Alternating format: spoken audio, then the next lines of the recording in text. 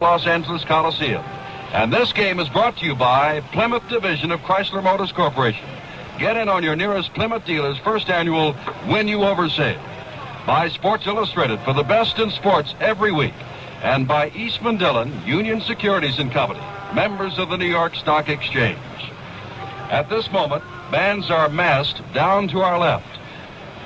The Coliseum floor is green. To our right, the yellow end zone with Chiefs spelled out in red letters and the American Football League emblem. To our left, in green letters spelled out Packers with the NFL familiar shield. And in a few moments, I'm sure that we will have our national anthem. And George Rademan, there's been a lot of talk, there's been a lot written about this AFL-NFL championship, but if I ask you what thoughts are fleeting through your mind at this moment as a former great pro quarterback yourself, what would you say?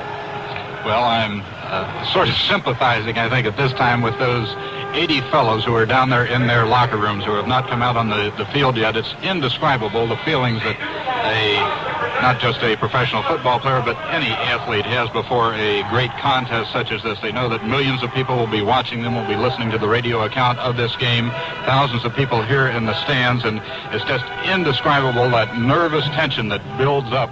The game means so much to both of these teams. And frankly, it's not the money. Now, there's a difference of $7,500 between the winning and losing shares today. The winning team will receive $15,000. Each player on the losing team will receive $7,500. And many people think, well, this is sufficient to make the difference right there.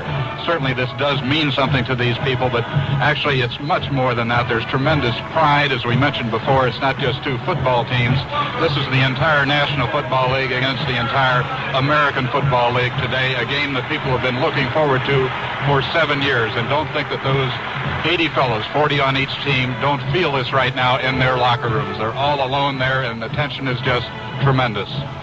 Well, they are all alone there. Out on the field now, the combined college bands of the University of Arizona and Grambling College, and they are complemented by the Anaheim High School Colonist Drill Team and what is called the Super Bowl Chorus, which right now is marching across the track from our right to center field.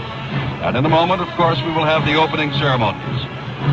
As everything else concerning this Super Bowl, this AFL-NFL championship is, there are many people here, and we are concerning ourselves now with today's officials. There are 6 officials from each league. There are 6 who are designated as today's officials, 6 more who are the alternates. And before we get caught up in all of the Super Bowl pregame activity, let us tell you today's officials. The referee, number 10, Norman Schachter of the National Football League. The umpire is George Young of the American Football League. The linesman is Bernie Ullman of the National Football League. The back judge is Jack Reeder of the American Football League. The field judge is Mike Lisetsky of the National Football League, and the line judge is Al Sabato of the American Football League. And to repeat, there are 6 more waiting in the wings should one of those not be able to perform his duties today.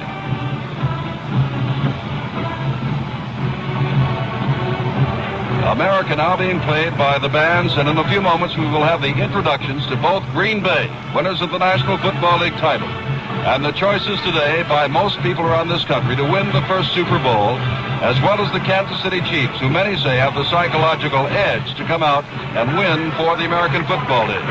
And now on the field, the emblem of an American eagle is formed by the combined bands of Arizona Grambling and the Anaheim High School. And now let us listen to the Super Bowl chorus.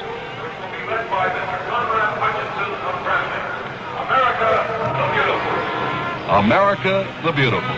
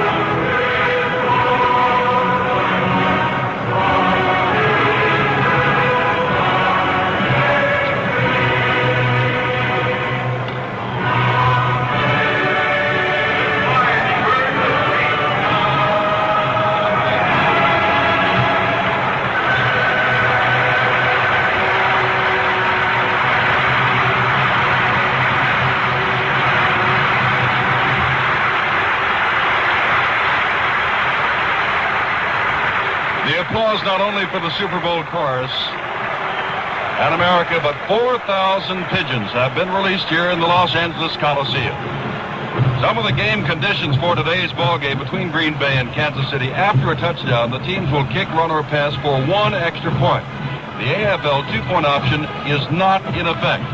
Now remember, the National Football League ball will be used when the National Football League team is on offense. The American Football League when the AFL team is on offense. And George Radaman, we want to talk about that in a moment ourselves. But now there is a shield, emblematic of the United States of America, with the red and white and blue unfurling below us on the Coliseum floor here in Los Angeles. And while it does, if we have a moment, George, what is the real difference between the AFL and the NFL ball? Well, it is claimed that the National Football League ball is slightly fatter than the American League ball, consequently a bit harder to throw. I doubt this very much, really. I think the quarterbacks may have a psychological handicap here. They may feel that throwing a strange ball would be a little different. The ball would be a little narrower, a little fatter, so they have compromised by using the American League ball when the American League is on offense, when Kansas City is on offense, using the National League ball when Green Bay is on offense. Now, ladies and gentlemen, before the Super Bowl, our national anthem.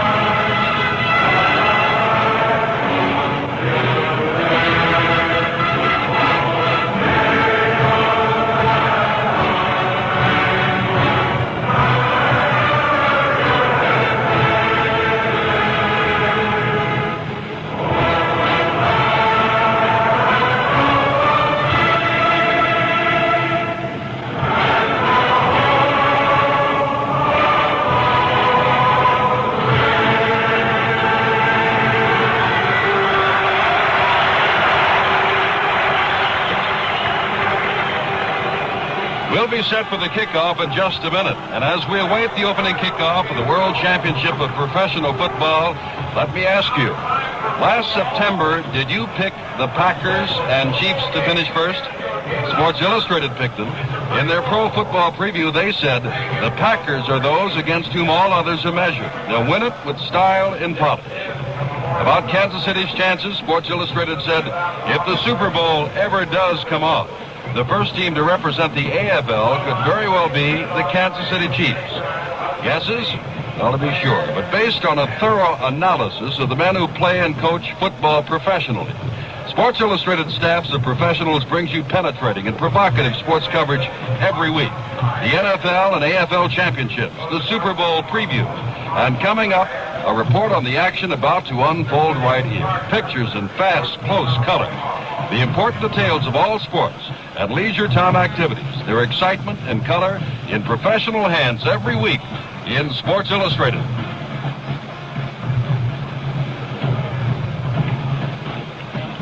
The bands have now made their way off the field, and down to our left, they are lining up for the introductions of the players, and here they come. Kansas City will be introduced first.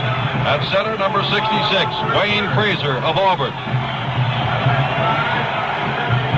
At right guard, number 64 from Iowa, Kurt Merz. At left guard, Ed Buddy, number 71 of Michigan State. And remember, the offensive line outweighs that of Green Bay. At right tackle, number 73 from Auburn, Dave Hill. At left tackle, the big boy, 6'6", 292, Jim Tyrer, number 77 from Ohio State. At the split end, Chris Burford of Stanford, number 88. the All-American from Stanford. And the tight end, Fred Arbanis of Michigan State, will start. Number 84 suffered a slight shoulder separation in the championship game, but will start. Flanker back, Otis Taylor of Prairie View, number 89.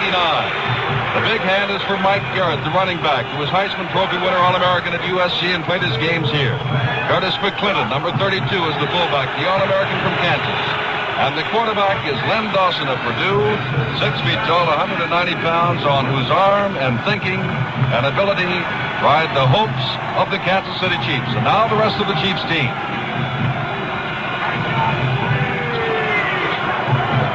The Chiefs, to repeat, are dressed in white with red numerals, and someone passed along a note to us that the Chiefs this year, of course, they only lost twice, but never lost while wearing these uniforms. The team that is heavily favored to win, the Green Bay Packers, have yet to be introduced. They will today be wearing their green jerseys, gold pants with the white numerals. And of course, they, as they say, have been to the well before. They have played in either the National Football League championship game or playoff bowl in each of the last 6 years, and they have won 4 world championships in that time. Vince Lombardi, since taking over with the Packers in 1959, has done a tremendous job. And now the offensive lineup for the Green Bay Packers. At center, Bill Curry of Georgia Tech, number 50. At right guard, and of course Green Bay has got some great guards. Jerry Kramer, number 64 from Idaho, in his 9th year. At left guard, Fred Fuzzy Thurston from Valparaiso, number 63 in his 9th year. Right tackle from SMU, the veteran 10-year Forrest Gray, 6'4", 250.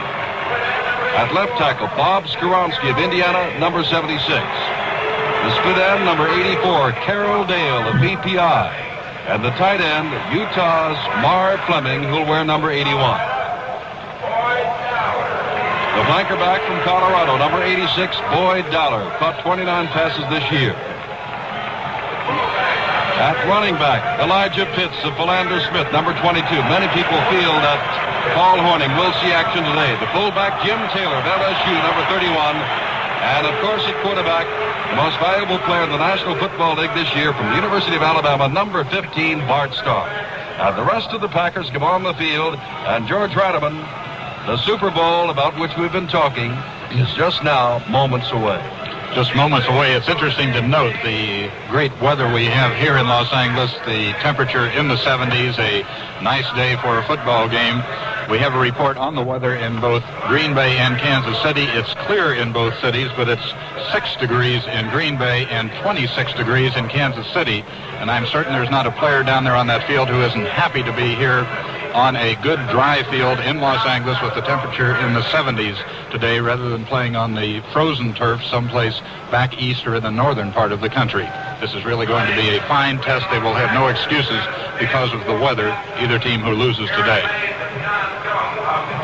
Well, John Gillum and Jerry Mays, the co-captains of Kansas City, are on the field along with Willie Davis and the other offensive captain, Bob Skoronski, a tackle from Indiana. Green Bay has won the toss and will receive the football of his first AFL-NFL championship. And so the Packers, the methodical team, the team that dwells on fundamentals, the team that everybody says, with the exception of those who support American Football Leaguers, of course, should win this championship, will receive the ball first and get the first crack to test the defense of Kansas City. The Packers breaking out to our right. To repeat for you, the Coliseum here in Los Angeles, sunny skies, temperature in the 70s, and what a day. Donnie Anderson, number 44, and Herb Adderley, number 26, go back. Anderson, the bonus boy, who came from Texas Tech, a rookie, and Herb Adderley, the 6-year veteran from Michigan State. And Fletcher Smith, number 17, will kick off for Kansas City. The Chiefs moving from left to right, the Packers from right to left. And Anderson and Adderley are stepping up to about the 4 or 5, anticipating a shorter kick from Fletcher Smith of Kansas City. The Super Bowl is underway, and it is a short kick from Smith. Adderley at the 6, across the 10, running to his right. across the 15, cuts back up to the center of the field and gets to the 25-yard line where he is piled up there. It'll be 1st and 10 for Green Bay. E.J. Holland, the right side linebacker, number 55, made the stop along with number 44, Gerald Wilson, and number 78, the left side linebacker, Bobby Bell. We'll set the offensive lineup for you of Green Bay as they come out of the huddle. It is Boyd Dowler who comes as a flanker to the left. Carroll Dale is split to the right. Marv Fleming, the tight end, is on the right side. Elijah Pitts, Jim Taylor, the setbacks. Bart Starr calling signals on the first play of the game. Jim Taylor picks up 2 or 3 yards, going over his own right side before E.J. Holland came across from his right side linebacker spot and knocked him down at the 29. A gain of 4. It'll be 2nd down and 6. Jerry Mays, 75. Andy Rice, 58. Buck Buchanan, 86. Chuck Hurston, 85. Along the forward wall for Kansas City. Bobby Bell, Sherrill Hedrick, and E.J. Holland with the linebackers will pick up the deep men in a moment. Dollar is flanked left. Hand off to Elijah Pitts. Pitts back to the line of scrimmage, running off his own left side and out near the 35-yard line, just shy of the first down. Johnny Robinson came up from the defensive secondary to make the stop. It is Freddie Williamson, Bobby Hunt, Johnny Robinson, and Willie Mitchell who are the deep men for Kansas City. 3rd down and 1. The Packers have picked up 9 on 2 running plays, testing first the left side of Kansas City and then the right side. Carroll Dale goes wide to the right. Dowler, the flanker, to the left. Marv Fleming, the tight end, is split about 3 yards to the right. Strong side to the left. Starr on 3rd down 1. Call signals. Hands off to his fullback, Taylor. Taylor's got the first down before he's dragged down by Willie Mitchell, number 22, the right cornerback, as he hits to the 37. First down for the Packers. And it's interesting to note that the Green Bay Packers have started off the ball game as we thought they would with their rather conservative running offense. Nothing fancy at all, just straight power plays. First going off tackle to the right, then a sweep to the left, then Taylor going off tackle again to the left. But straight power, the traditional conservative offense of the Green Bay Packers. Dowler has come out and Max McGee has gone in. Carroll Dale to the right, and Bart Starr's going to try his first pass. In the pocket, looking for his man. It is underthrown, intended for Max McGee at the 47-yard line. Johnny Robinson was back there to defend, and had not the ball been underthrown, George Rademan, Robinson might have had an interception. He had 10 on the year. It's 2nd and 10. Of course, a good passer will do that. He will always throw the ball, first of all, where it cannot be intercepted. Even if he can't complete it, he'll make certain to keep it away from that defensive man. And there you saw one of the reasons that Bart Starr only had 3 interceptions during the entire National Football League season. He will definitely not throw that ball any place where a defensive man has a chance at it. 12.5 minutes to go. First quarter, no score. Green Bay received the kickoff. Now has the ball on the 37. On 2nd and 10, Starr drops straight back. And is brought down for a loss to the 26-yard line by Buck Buchanan, the right side tackle. A long loss from the 37 back to the 26, 11 yards. And on the first straight drop-back pattern of Starr, Buchanan, the 4-year veteran from Grambling College, got through to make the tackle. 3rd down and long yardage. And we note now that the Kansas City Chiefs have put in an extra linebacker, have taken out Andy Rice, have put in a linebacker, so they will have a 3-man rush this time on Starr and 4 linebackers. They invariably do this on an obvious passing situation. McGee to the left. Carroll Dale to the right. Marv Fleming split as Elijah Pitts goes into the slot to the left. 3rd down and 21 yards. Starr back, going to be hit and is dropped as he hits to the 21-yard line. And that is all. Kansas City was in on him. Bobby Bell blitzing from the left side. And Green Bay will be forced to kick the ball away. Picked up 1 first down, but then were thrown from their own 37 back to the 22. Don Chandler coming in to do the punting. And Mike Garrett and Emmett Thomas go deep for Kansas City. Chandler will step back inside his own 10-yard line. Little or no wind here today, and so the wind is not a factor on the Chandler punt. Chandler just does get the kick away, but it is a boomer. That is Mike Garrett at the 28-yard line. Jockeying. Gets past one man, cuts to the right side, across the 30, still on his feet and dragged out of bounds as he hits to the 37-yard line. And Mike Garrett brings the ball back to the 37, will stay in the game, and Kansas City for the first time today goes on offense. Len Dawson will be at quarterback, Mike Garrett your running back, Curtis McClendon at fullback, Aldous Taylor your flanker, Fred Arbanis is the tight end, Chris Burford the split end. Tower and Hill, your tackles. Buddy and Mers, your guards. And Fraser at center. No score in this, the first quarter, with about 10 minutes left.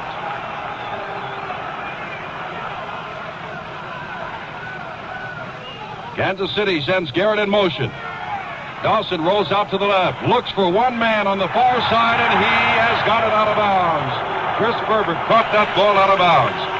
Burford was split. Otis Taylor was in tight. Garrett went in motion. And so the Kansas City Chiefs, George Bradman, who have the reputation for gambling early, went to the pass on first down, as contrast Green Bay, which ran first to the right and then to the left. And we had an example of Kansas City's moving pocket, as Lenny Dawson did not drop straight back, but faded back to his left and then set up. As we pointed out before, he will not throw on the run, but he will set up with this moving pocket, either to the right or to the left. That time he went to the left. Again, the flanker back. Well, now he's splitting out to the right. Otis Taylor. Burford is flanked to the left. McClinton and Garrett are the setbacks. Dawson a long count. Hands the ball to Garrett. Garrett at the line of scrimmage, and may have picked up a yard or two and is still on his feet and gets across the 40. A great individual effort. That's Mike Garrett, 4 yards from the 37 to the 41. Ron Kostelnik made the tackle. Looked as though Garrett had it, but squeezed out, turned the corner, and picked up 4 yards. Willie Davis, Ron Kostelnik, Henry Jordan, and Lionel Aldridge along the forward wall for Green Bay. Dave Robinson, Ray Nitschke, and Leroy Cathy, your linebackers. Herb Adderley, Willie Wood, Tom Brown, and Bob Jeter, the deep men.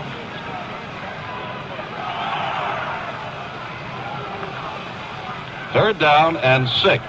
As Burford again goes wide to the left. He has been set left as a flanker each time. I formation, but now Garrett steps over to the right, and Taylor is flanked to the right. 3rd and 6, looking for Burford as Dawson has him first down across the 50 in Green Bay territory to the 47-yard line. The Chiefs have a first down in Green Bay territory. Bob Jeter of Iowa, a 4-year veteran, hit Burford. He was the only man on that side, and he was double-teamed, but Dawson got the ball to him. And that could be an extremely important first down for Kansas City because, of course, they've been hearing that Green Bay has a tremendous defensive squad, but they perhaps couldn't move the ball against them.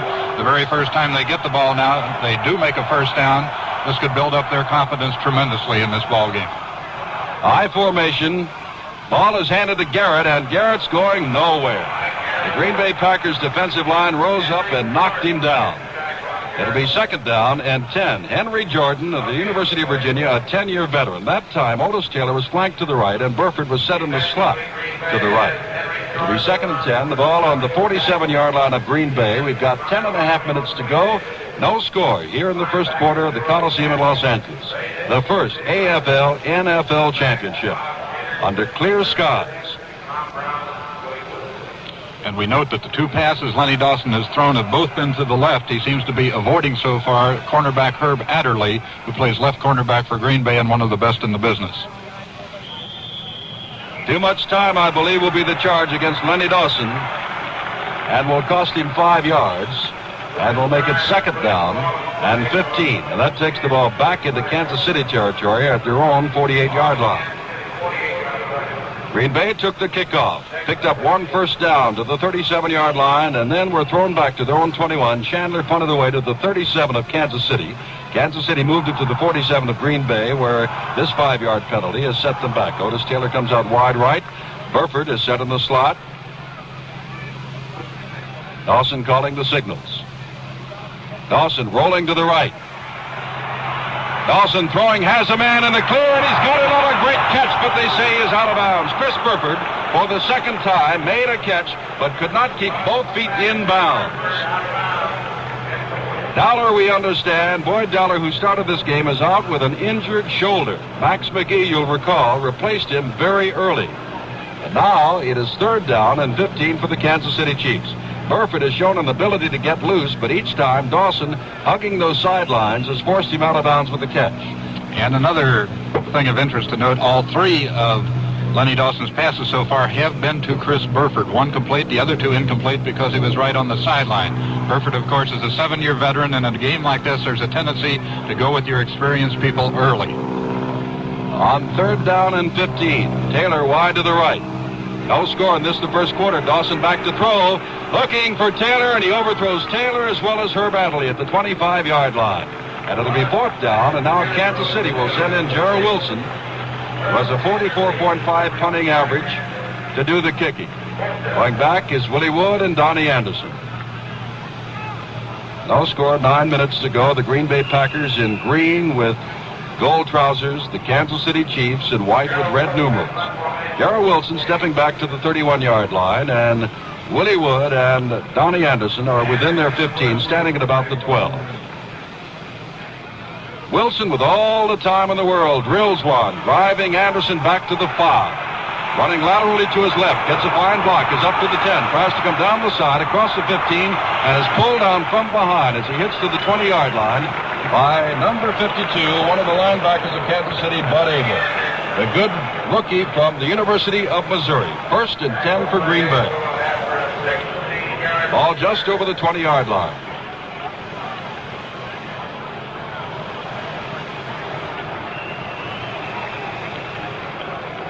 Note that Chuck Hurston of the Kansas City Chiefs was injured going down under that punt. Chuck, of course, the defensive end for the Chiefs, and he's taken off the field on the far side. No score, 9 minutes and 10 seconds to go. Bart Starr in the Green Bay offense back in there is still Elijah Pitts, who has the ball now and is running wide to the right. Freddie Williamson came up to hit him, but he bounced off Williamson, and Pitts went out to the 24. Gain of 3. It'll be 2nd down and 7. Green Bay with Bart Starr, Elijah Pitts still starting as a running halfback, Jim Taylor full, and Max McGee has replaced Boyd Towler, who has an injured shoulder. Carroll Dale and Marv Fleming. 9 minutes left to go. 1st quarter, no score. Green Bay with the ball on 2nd down and a long 7. Starr dropping straight back, throws over the center, is complete to Marv Fleming, and he's got the 1st down across the 30 out to the 34-yard line. Fleming, the Fines, tight end from the University of Utah, who caught 31 passes this year, got that one and rolled out near the 35. 1st down for the Packers, their 2nd of the ball game.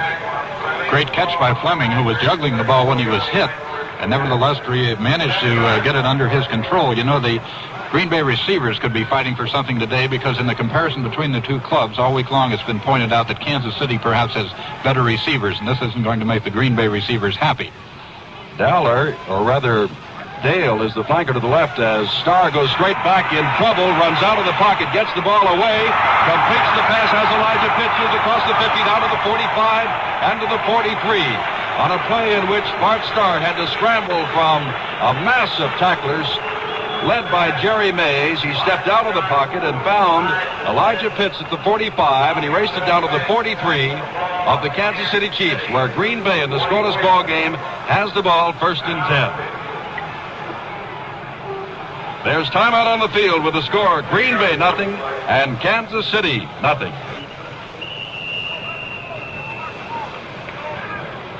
Along with George Ratterman, this is Jim Simpson from the Coliseum in Los Angeles in the scoreless ball game, 1st quarter, 7 minutes, 20 seconds to go. Aaron Brown, the rookie and number 1 draft choice from Minnesota, has come in as a defensive right end as Chuck Hurston is out injured. Boyd Dowler of Green Bay is out. Quick pitch to Jim Taylor, coming to the left, in trouble, and will be dragged down for a loss back in Green Bay territory. E.J. Holland, the right side linebacker, he just refused to be taken out of the play. And Jerry Mays, the All-American Football League defensive left end, came over to help out. And the ball now is placed down on the 49 of Kansas City. A loss of about 5 at 2nd and 15. The AFL NFL Championship, this is the Super Bowl. Being heard across these United States and, of course, around the world on Armed Forces Radio. Carroll Dale wide to the right. McGee to the left. Bart Starr dropping straight back, looking. Has plenty of time. Throws to Carroll Dale, who has got the ball at the 37-yard line. Not enough for the 1st down. Freddie Williamson, the left cornerback from Northwestern, made the stop there. And again, George Ratterman, a low pass. And Carroll Dale did well to dive for it and come up with it.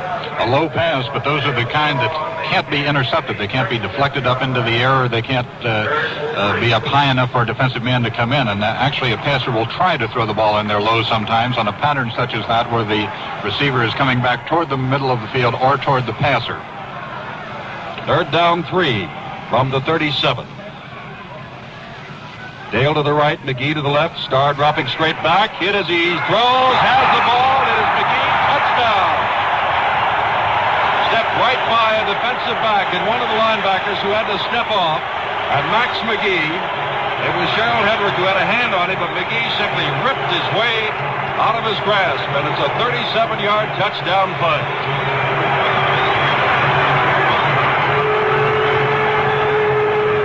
A great catch by McGee, who you might say had no business catching the ball. Actually, it wasn't too well thrown. McGee made a great stab, though, and the defensive man there, I'm sure, thought that McGee had no chance to get it. Don Chandler will do the extra point kicking. Ball is placed down, the kick is up, and the kick is good. There's timeout on the field with the score now. Green Bay 7, Kansas City nothing. Don Chandler will kick it off. 6 minutes, 4 seconds to go here in the first quarter. The Packers have scored first on the pass to McGee, who made a great catch and a fine run. Cohn and Garrett are deep. It is Mike Garrett who will take it at the 2. Garrett goes to his left, cuts back to his right, looking for daylight. Steps around one man across the 20. Flags go down over on the 27-yard line as Mike Garrett has run out of bounds at the 24. And we'll wait to see what the flags say. One of the officials, and remember there are 6 officials here today, 3 from each league. And they're in consultation now at the 26-yard line. Racing in very quickly to see what is going on is Sherrill Hedrick, and it looks as though it's going to be clipping coming up against Kansas City, which of course will put the Chiefs deep in the hole, and that's what they're doing. They're stepping off yardage back inside the 15-yard line and placing the ball down on the 12. We pause 10 seconds for station identification. 810 on your dial, WGY Schenectady, a General Electric Broadcasting Company station. 3, 2, 1. Jim Simpson with George Radaman, first down on the 13-yard line. Burford goes to the left. Taylor is split to the right. Dawson calling signals. 7-0, Green Bay leads. Dawson rolls out. Going to pass from his end zone across the 10. Now has running room across the 15. Coming out to the 20 and dragged down on the 21-yard line. The scrambling of Len Dawson apparent there, George Radaman, and Ray Nitschke came over and made the stop at the 21. Instead of being thrown near his end zone, he got out and across the 20. Packers put a lot of pressure on Dawson that time. He went back, as he will do frequently, faked a running play before going back to pass, faked the draw play. The Packers, however, didn't go for the fake, went back and put a lot of pressure on Dawson, but he showed his scrambling ability by getting loose there, gaining about 7.5 yards on his run. High formation. Taylor split wide left with Burford set in the slot to the left. Dawson on a quick little pitch to the side, and down he goes. Raced down is Lionel Aldridge making the tackle, and getting up rather slowly is Mike Garrett, the man who caught the pass. Just a little quick pitch to his backfield man, as Dawson, of course, is trying to pick up the yardage and may have gotten nearly enough for the first down. They're going to call for a measurement. 7-0, the Green Bay Packers lead. We are here in the first quarter. About 4.5 minutes left.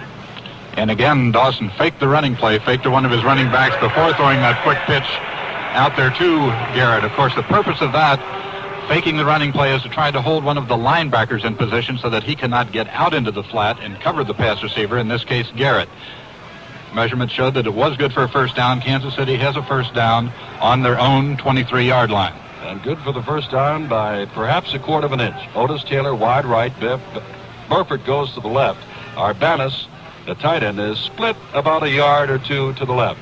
Quick opener, and down goes Burford, and the ball goes over his head, and defensive interference is being called on the far sideline as Burford was knocked off his feet by Bob Jeter and Tommy Brown before he even got the ball. I'm sure that the penalty is being called against Jeter.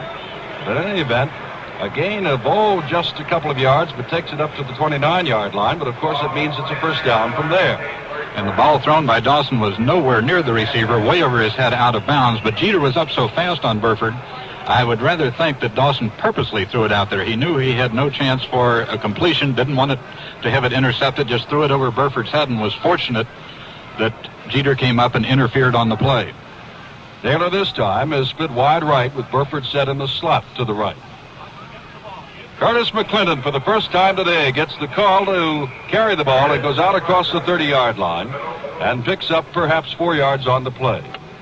Stop was made by Lionel Aldridge and Willie Davis, the defensive ends. And George, this is what a lot of people have been waiting for, to see whether or not the Kansas City Chiefs can hold up under the pressure of an early score by Green Bay. Well, the Chiefs were hurt not only by that score, but then when they received the kickoff, they were penalized because they were holding on, returning the kickoff, or really put in the hole. But they've come out here, made a first down, now picked up 3 yards on the first down here, so they showed they can operate under pressure. Garrett is the lone setback. Dawson rolls to his left, looks downfield. Urbanus is there, and down to the 40-yard line of Green Bay for a first down. Leroy Caffey, the linebacker, forced to cover Fred Urbanus, made the tackle, but not until after Urbanus had the pass from Dawson in the first down. Ball is placed down now on the 49-yard line of Kansas City. Green Bay scored on a 37-yard pass play from Bart Starr to Max McGee when McGee and Hedrick, well, Hedrick, as George Rademan said, probably thought that McGee never had a chance for the ball, but McGee made a great catch at about the 23 and raced it in from there. Taylor wide right, Burford to the left, McClinton and Garrett, the setbacks.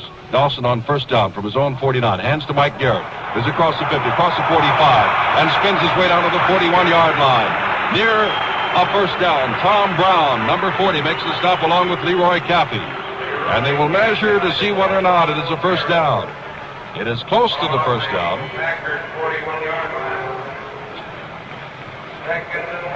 Coming to the side of the field is one of the officials, 7-0 Green Bay.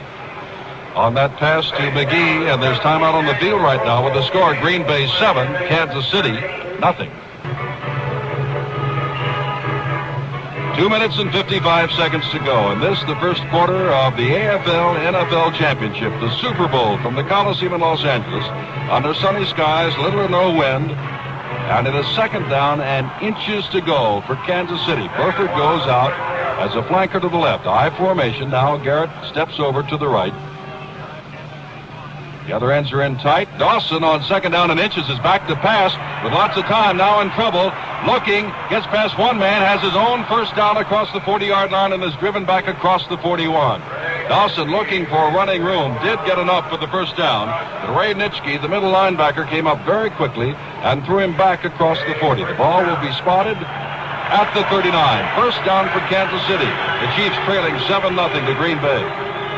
Another example of Lenny Dawson not throwing the ball when nobody is open downfield. He tried to cross Green Bay up, had a 2nd-and-1 situation, faked the running play into the line, acted as if they were going for the first down, then stepped back to throw, saw that Burford was not open downfield, and you will not see Lenny Dawson or Bart Starr, for that matter, turn the ball loose unless the receiver is open. Taylor wide right, Burford set in the slot, and Mike Garrett with the ball, and down he goes, wrestled down by big number 89, the left side linebacker Dave Robinson of Penn State. And Mike actually lost a yard on the play, back to the 40-yard line. It'll be second down and 11.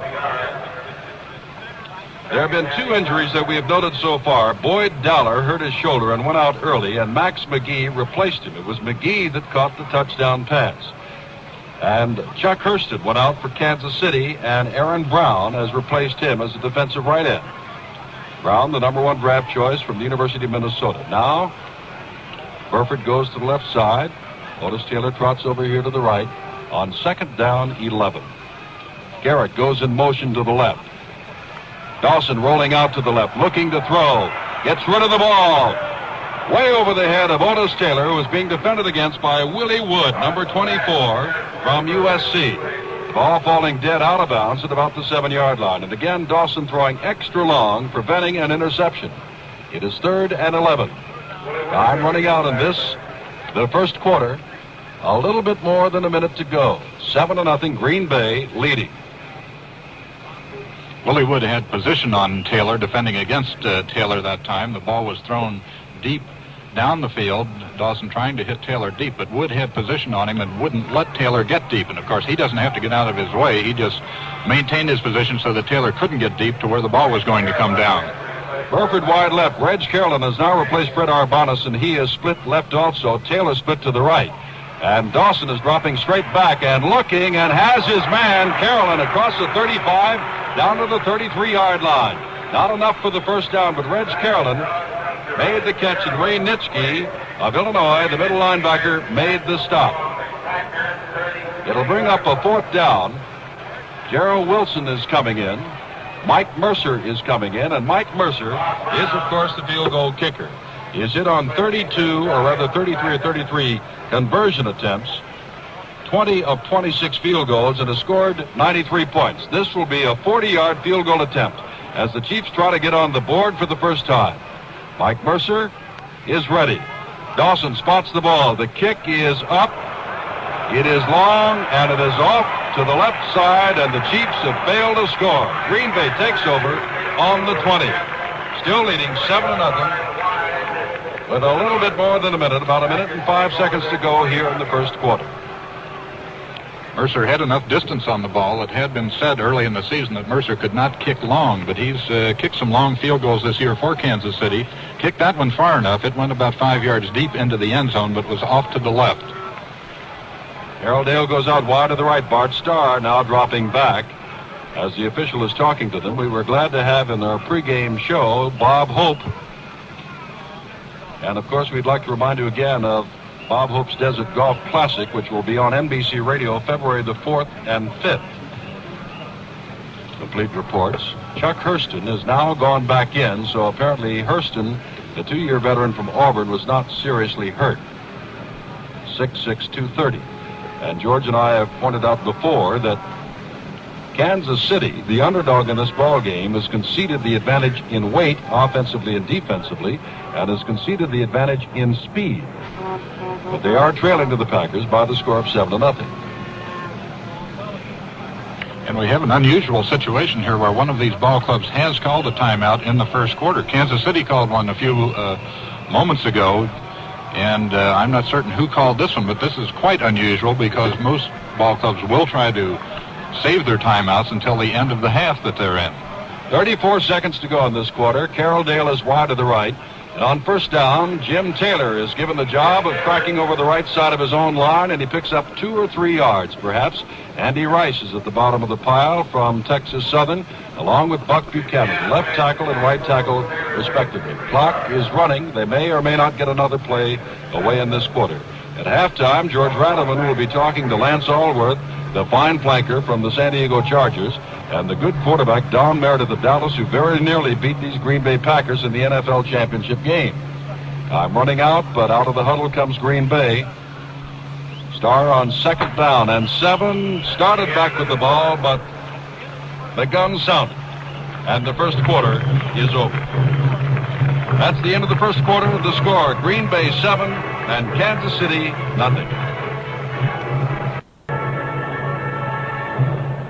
Second down and 7 from the 23-yard line of Green Bay. The Packers leading on the touchdown pass to Max McGee with a little bit more than 6 minutes to go in the first quarter. Carroll Dale goes out wide left, split to the right. He is Max McGee, the touchdown maker, with Elijah Pitts still in there along with Jim Taylor. Bart Starr drops straight back and looks and overthrows McGee at the sidelines at the 29. Fred Williamson over to the defend at the 29. So it'll be 3rd and 7. Well, this is the day that many have been waiting for. As a matter of fact, in the pregame ballyhoo of this, the Super Bowl, many business magazines even checked with networks about the amount of promotion being done, not only by the networks, but by the ball clubs themselves and the National and the American Football Leagues. Such has been the build-up to this game. Carroll Dale goes wide to the left, McGee again to the right. Starr dropping back on 3rd down 7. Flag is down. Across the middle, juggled up in the air, no good.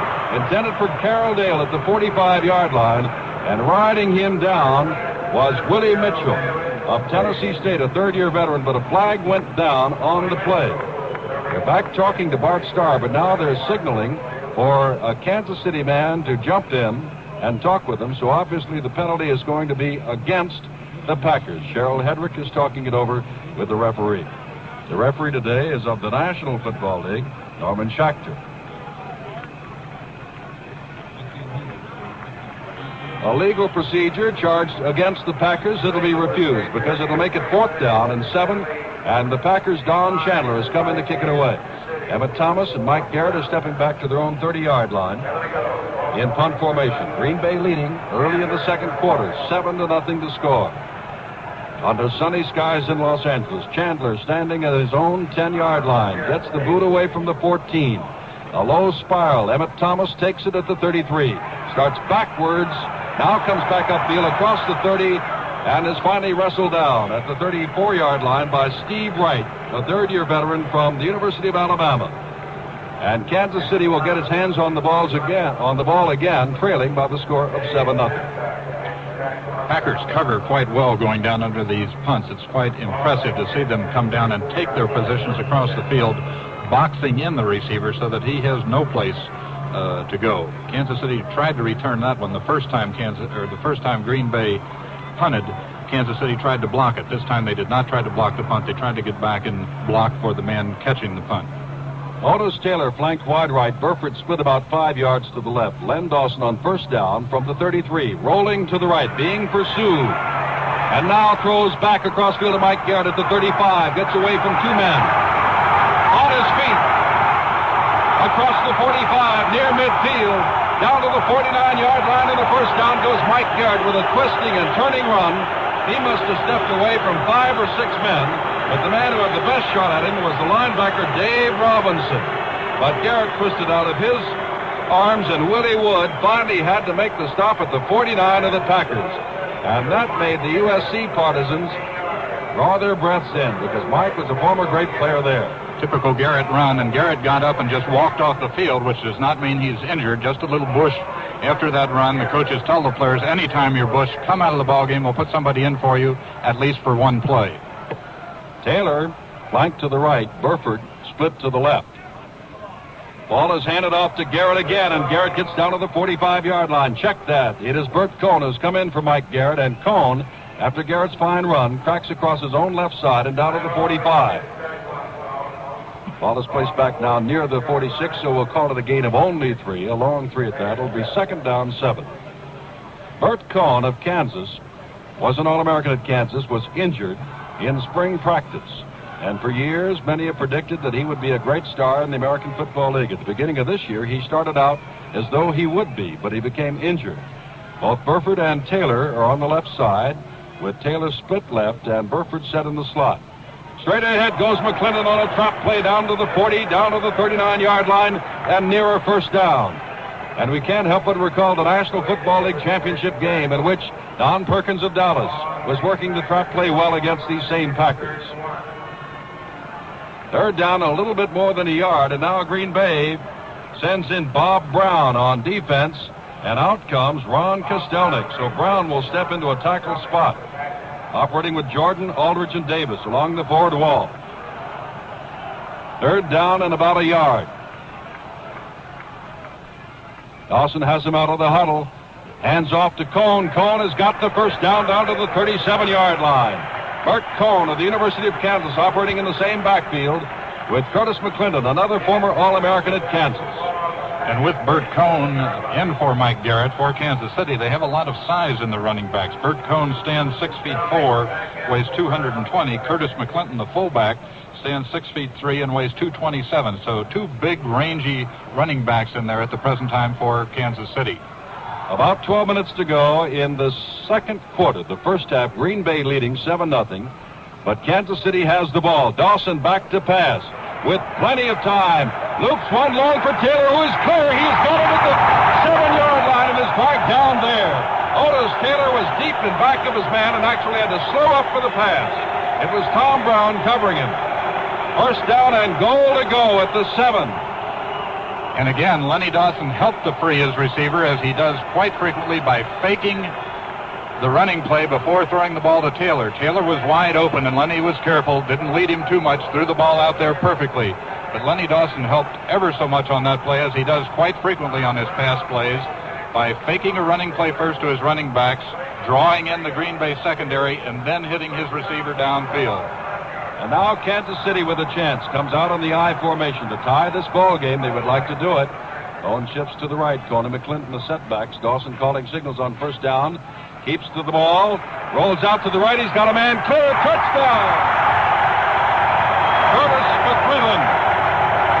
And it is 7-6 Green Bay. And he not only had a man clear, he had two men clear down in the end zone. Chris Burford and McClinton were standing down there side by side as once again, as we described on the last play, Lenny Dawson made the good fake.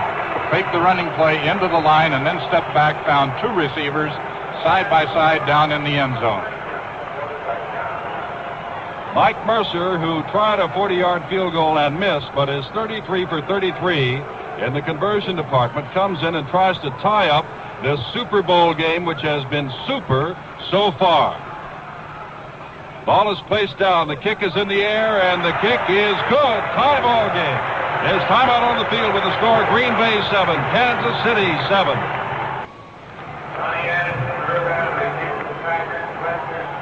This is Jim Simpson, along with George Rademan from the Coliseum in Los Angeles. 7-7 ball game, this Super Bowl. 10 minutes, 41 seconds to go in the first half. Fletcher Smith will kick off. Donnie Anderson and Herb Adderley are deep. Both are dangerous. Smith really puts his foot into this one.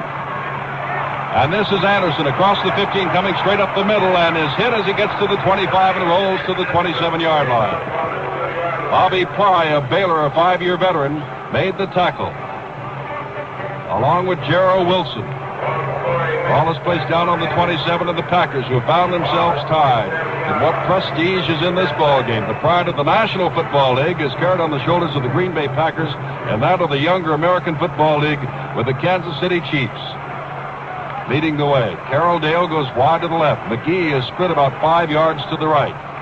Elijah Pitts and Jim Taylor still your setbacks. Paul Hornung has not been seen yet. This is Elijah Pitts, goes across his own left side and is dragged down as he gets across the 30 and out near the 32-yard line. A pickup of about 5. Buck Buchanan made the tackle there. It is Mays, Rice, Buchanan, and Hurston for Kansas City along the forward wall. Bobby Bell, Cheryl Hedrick, E.J. Holub, the linebackers. Freddie Williamson, Bobby Hunt, Johnny Robinson, and Willie Mitchell, the deep men. Second down and 5 after that 5-yard gain, and again, it is Carroll Dale to the left, and McGee split about 5 yards to the right. Fleming, the tight end, is on the left side. Strong side right, Jim Taylor rolling along the line of scrimmage and picks up a yard or two on individual effort and near the first down, but he was hit almost as he hit the line of scrimmage by Jerry Mays. And again, you'll notice Green Bay coming back to their basic power offenses. Any good football team will do when they've been hurt, when they've been scored on. They will come back to the things that they do best. And this is the best of the Green Bay offense, the straight power plays, the off-tackle power plays, the power plays around end. Nothing fancy at all. Third down and 1. Green Bay scored first on a 37-yard pass play from Starr to McGee. Kansas City came back moments ago on a 7-yard pass play from Dawson to McClinton. 7-7 the score. Third down 1. Starr gambling has his man Dale clear at the 40. He will go all the way and score on third down 1. Bart Starr caught the Kansas City secondary thinking of something else. And there's a flag down up at midfield, and the Packers are walking slowly back upfield. And ignoring the flag, which will call this play back and will take the touchdown away from Green Bay, we can say nothing except that was a marvelous call by Bart Starr, because as I have been saying, as everybody here has been thinking and realizes, Green Bay is a basic power ball club. As we mentioned, they go to their basic power attack. So on third and 1, Bart Starr crossed this all up by faking the running play and hitting his receiver all alone downfield. Unfortunately for Bart, the pass to Mar Fleming has been called back because an infraction against Green Bay was detected on that play, a 15-yard penalty. Check that, George. It was a 5-yard penalty for illegal motion. It is 5 now yard, that's third right. down and nearly 6 yards. And I'm sure that the Kansas City secondary is talking to itself what a break they had to have the ball called back. So now on the important third down 6, Starr drops back to throw again, goes over the middle and has his man. It is Max McGee. And McGee has the first down out across the 40 to the 41. Johnny Robinson made the stop there. So the Packers, who have had that long touchdown play called back, came right back and picked up the important first down to their own 42. Carroll Dale has come back in, and Max McGee has gone out. It was Dale who made the sprint for what he thought was a touchdown, only to have it called back. Dale goes out wide to the left, and Bob Long is now in as Kansas City is going to call a timeout. After what has happened, George Radaman, I would assume that Kansas City's defense and Cheryl Hedrick even now is walking to the far sidelines along with Bobby Ply, and they're going to talk things over with Hank Stram. So while they do, we say there's timeout on the field with the score: Green Bay 7 and Kansas City 7. Ball is on the 42-yard line. 1st and 10 for the Packers in the 7-7 ball game. We're midway through the second quarter. Starr goes back to throw, looks downfield. His receiver comes back up and cannot hold on to it. Covered very closely by Willie Mitchell. It was Carroll Dale for whom the ball was intended, but Willie Mitchell of Tennessee State was right there. Starr, as he has done several times, kept the ball low and kept the possibility or probability of an interception to nearly nil. As George Radaman pointed out, Starr's only had 3 passes intercepted all year long.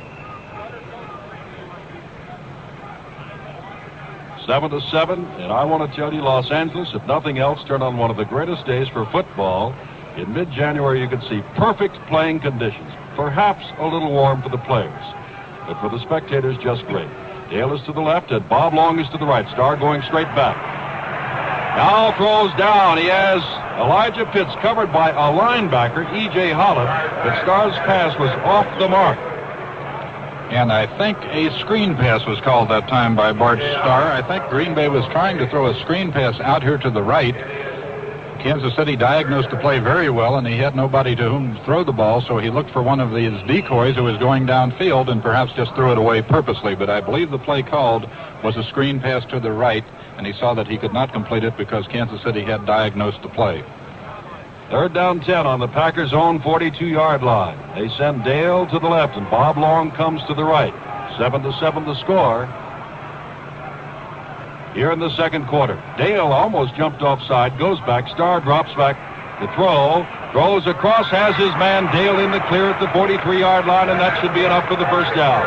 Knocked down there by Bobby Hunt and Johnny Robinson. But Carroll Dale made the catch, and it's a first down on the Packers, and the 7-7 ball game come roaring right back. This is the Super Bowl, and of course a lot of people are saying which is the better league, but I'm sure that you'll agree it comes down to which is the better team on the field today. Long is split wide to the right. Ball is handed to Jim Taylor, running laterally to his left, and is knocked down as he turns the corner by Willie Mitchell, who simply dove at his feet. Mitchell is 6'1", 185. Jim Taylor 6 feet tall, 215. But the way and the power with which Jim Taylor runs, both legendary. And Bart Starr has been putting a lot of pressure on Willie Mitchell, the defensive right cornerback of Kansas City. He's thrown quite a few passes out there to receivers who have gone down about 5 or 8 yards and turned in toward the middle of the field. Now he sends Taylor on a running play around that end. So they're putting a lot of pressure on Willie Mitchell, the right cornerback of Kansas City. Boyd Dollar, we understand, is out for the game, and this is 3rd down 6. Pitts picks up a couple of yards. Make it 2nd down 6. It'll be 3rd down and about 4 now. We'll repeat, Boyd Dollar is out for the game. Apparently he suffered quite an injury and will be out for the ball game, and the good flanker back who's made 29 catches this year will not see any further action. Well, there's timeout on the field with the score: Green Bay 7 and Kansas City 7. Along with George Radaman, this is Jim Simpson back at the Coliseum in Los Angeles. It is 3rd down and 5 from the 38-yard line of Kansas City. Green Bay in possession with Carroll Dale to the right side and Bob Long split left. Starr calling signals. Drops straight back on 3rd down. Looks across the center, and a great catch by Marv Fleming inside the 30-yard line, and that'll be enough for the first down. Fleming was smothered by Cheryl Hedrick and Johnny Robinson, but jumped up between them and made the catch. And the Packers, George Radaman, are on the move again. And the Packer receivers thus far in this ball game have shown great ability in catching balls that weren't necessarily thrown right in the pocket, right where they should be, but they've been reaching behind and in front of them, juggling the balls, but continuously coming up with the balls on all the difficult catches. Max McGee has come back in. Dale to the right. Hand off, and straight ahead goes Jim Taylor, but Jerry Mays does not allow him to get more than a yard or two as he gets down near the 25-yard line. Mays, two-time All-League in the American Football League, played the ball at SMU, 6 years in the league, 6'4", 252. Kansas City slow in getting up, 7-7 the score. I'm running out here in the first half.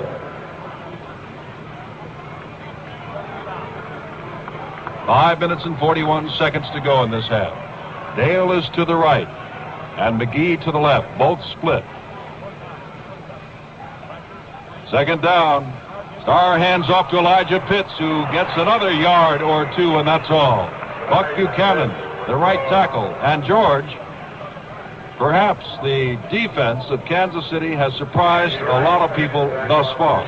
Well, I think particularly their defense against the Green Bay running attack. They have looked very good against Green Bay's running, but Green Bay has been able to come back on these third down situations and pick up the first down by throwing the football. Of course, Bart Starr is famous for that. He's regarded as just about the best third down thrower in football, and as we mentioned before, they've been picking a lot on Willie Mitchell, the defensive right cornerback of Kansas City, so let's see if they do it again here. And this is another third down situation, as you said. McGee is to the left, Dallas to the right.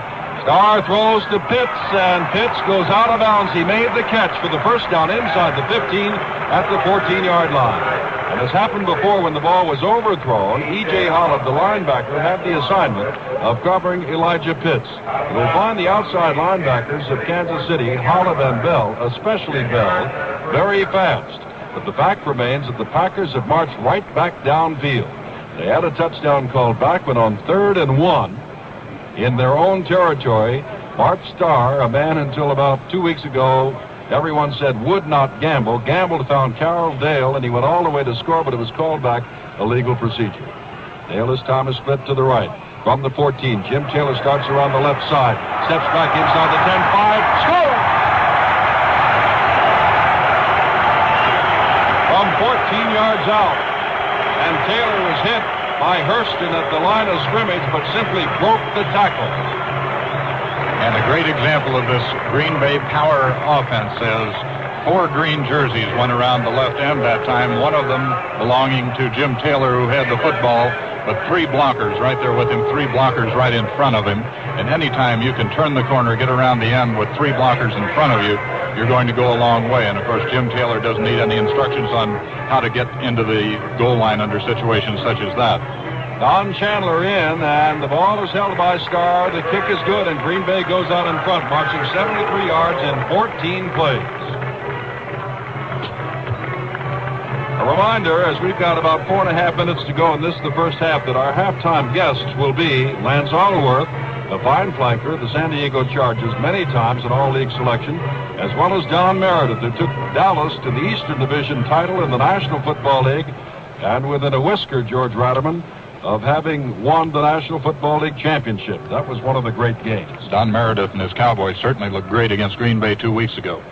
A reminder also that NBC Radio, here today for the Super Bowl, the AFL-NFL Championship, will journey down the coast a little bit and inland to Palm Desert, California, for the Bob Hope Desert Classic on NBC Radio February the 4th and 5th.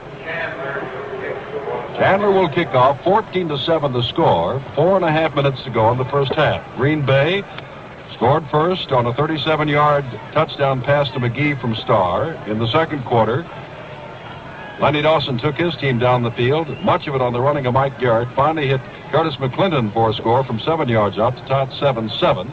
And now on Jim Taylor's run, 14-yard run that capped the 73-yard drive, the Packers have gone right back in front.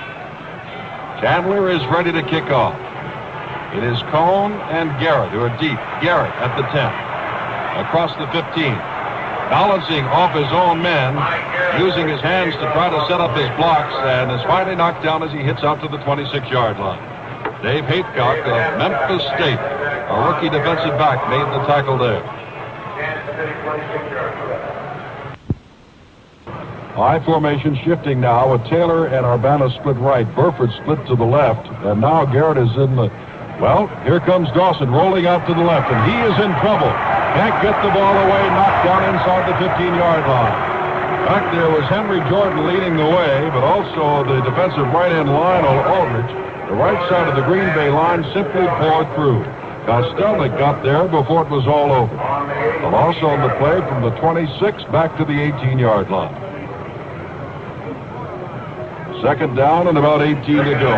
14-7. The Packers have led and are leading. We're tied and are leading again.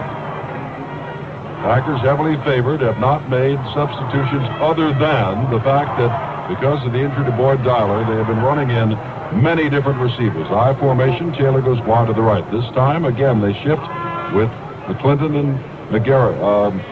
Garrett coming out of the I. Burford is to the left. Dropping straight back is Dawson. Lets the ball go. Has his receiver at the 30-yard line. Still on his feet, and I believe Arbanis has been hit in the shoulder. It was Fred who caught the ball at the 30, but as he was hit and hit hard by Nitsky, you could almost see him buckle, and he is now walking off the field.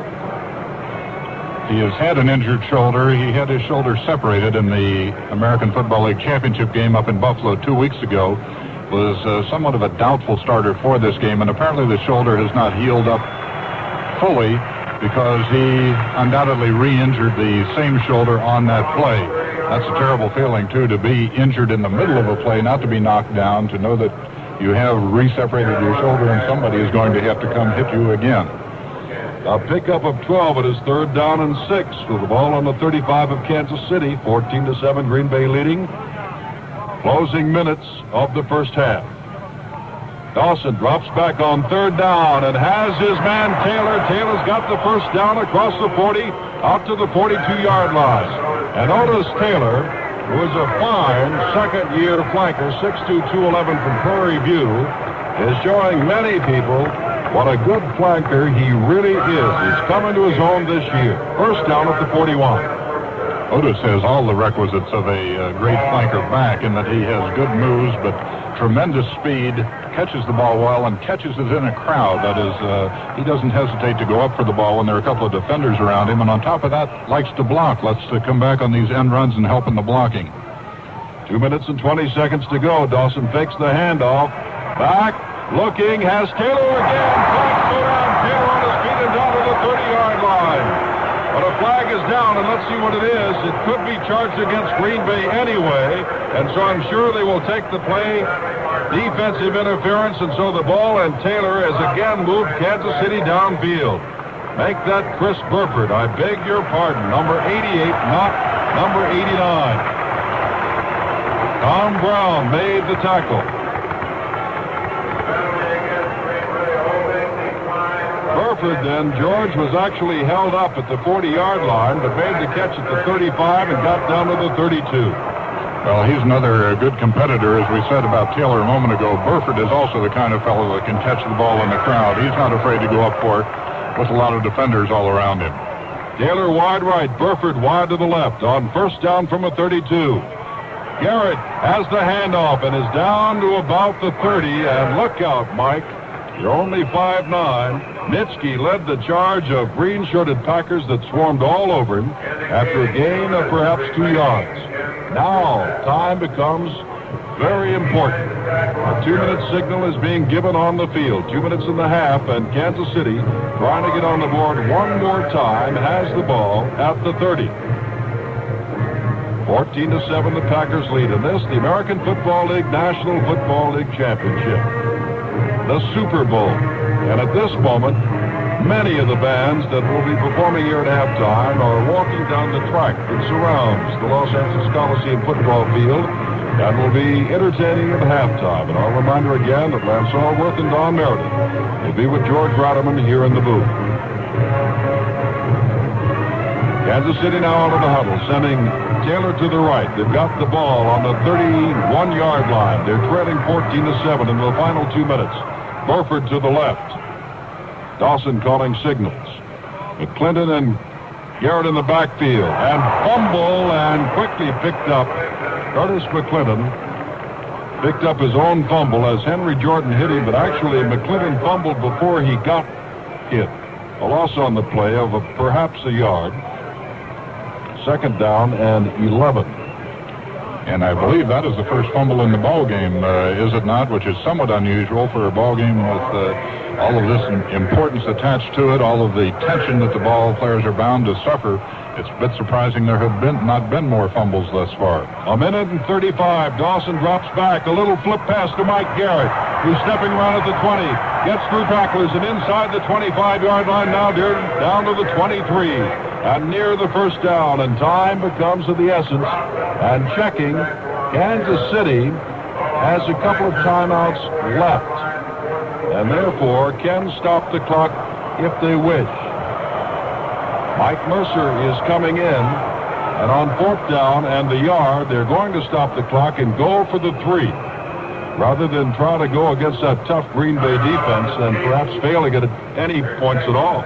And Lenny Dawson promptly walked over to the referee and called for a timeout. I don't know whether Lenny's going to go over and discuss this with Hank Stram, his head coach, to decide whether they should go for the field goal. Perhaps Lenny has some other ideas here. No, it appears that Lenny is staying out in the middle of the field. I thought for a moment perhaps that he would go over and try to argue the point with Stram and say they should go for the first down, but apparently not, because Mercer is staying in the ballgame, so undoubtedly they will try for the field goal here. We have 55 seconds to go in the first half. Green Bay out in front, and of course the Packers have had a touchdown called back, but Mike Mercer attempted a 40-yard field goal attempt a little while ago, which was far enough but just slightly off to the left. So each team has had scoring opportunities other than what's shown on the scoreboard, that is 14-7. A shirt-sleeved crowd here in Los Angeles, California. And I hope that wherever you are, the weather is good. And if not, I hope you're enjoying this broadcast. And for those of you in your cars, of course, remember, the game is important, but so is your driving. Keep your mind on what you're doing. The ball will be spotted by Dawson at the 31-yard line. Mike Mercer's 9 yards closer than what he was before. Little or no angle. Ball is snapped, put down. Mercer kicks, and this one is good. 31-yard field goal. Kansas City crawls to within 4 points. Green Bay is out in front now by the score of 14-10. And George Radaman, if they should judge which is the better team, or as many try to do, which is the better league, I doubt that they could do it on the basis of this first half performance. It's been a close ball game. I think Kansas City showed signs of some nervousness in the early stages of the ball game, a bit more perhaps than Green Bay, who seemed quite calm throughout. Possibly this will help Kansas City in the second half now that they have overcome their nervousness, but certainly it has been an even ball game. Kansas City has shown a lot of offense here today. Of course, they're known for their diversified attack.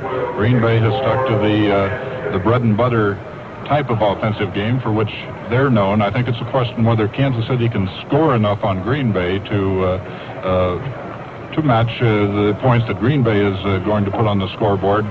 Having the stronger defensive team, I think, on Green Bay, perhaps Kansas City would have the stronger offensive team so far.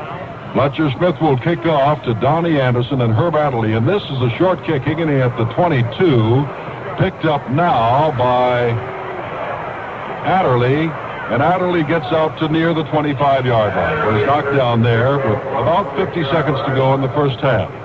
Now, of course, 50 seconds to the likes of any good professional football team is plenty of time. Smokey Stover made the stop of Adderley at halftime. A reminder again, Lance Allworth of the San Diego Chargers, Don Meredith of the Dallas Cowboys will be discussing this football game. And I'm sure, George, that Lance will be saying a lot of good things about the American Football League, and Don Meredith will be saying a lot of good things about the National Football League. As you mentioned before, I don't think we've resolved much in this first half so far. I'm sure we haven't. Pitts and Taylor still to setbacks. Paul Hornung has not made an appearance in this ball game. This is Elijah Pitts coming to the right side, and he gets a good block and comes out near the 30-yard line. Bill Curry leading the way. Bobby Bell, the left side linebacker, came up to make the stop, and Chuck Buchanan, the right tackle, also over to help out. The ball is across the 30, placed down on the 33. It is second down and 3. Clock continues to run, showing 9 seconds to go, and this is the first half. And the Packers are not showing any tendency to hustle out of that huddle and get up to the line of scrimmage. The Chiefs have already started to walk off the field, and there is the gun. That's the end of the first half, and the score, Green Bay 14, Kansas City 10. Halftime here at the Los Angeles Coliseum in this 14-10 ball game, with the Green Bay Packers out in front and the bands come on the field. In a few moments, we'll have our first guest. But now let us recap what happened in the first quarter with 6 minutes and 4 seconds to go. A 37-yard pass play from Bart Starr to Max McGee, with McGee making a fine catch, ripping out of the grasp of Sherrill Hedrick and going all the way to score. In the second quarter, with 10 minutes and 41 seconds to go, with Otis Taylor setting things up with a fine reception and Mike Garrett's good running, taking him down to the 7. Curtis McClendon found himself loose in the right corner of the end zone, and down there, Lenny Dawson hit him for the 7-yard touchdown pass to make it 7-7. And then Bart Starr, after a pass to Carroll Dale was called back on third down and short yardage.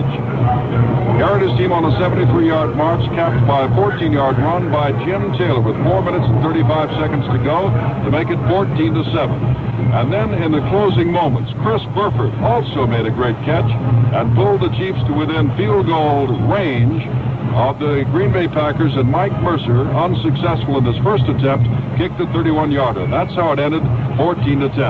Now for halftime, let's go to George Ratterman. Thank you, Jim. And seated on my right is one of the great quarterbacks in professional football these days, Don Meredith of the Dallas Cowboys, who certainly had his greatest year this year, didn't you, Don?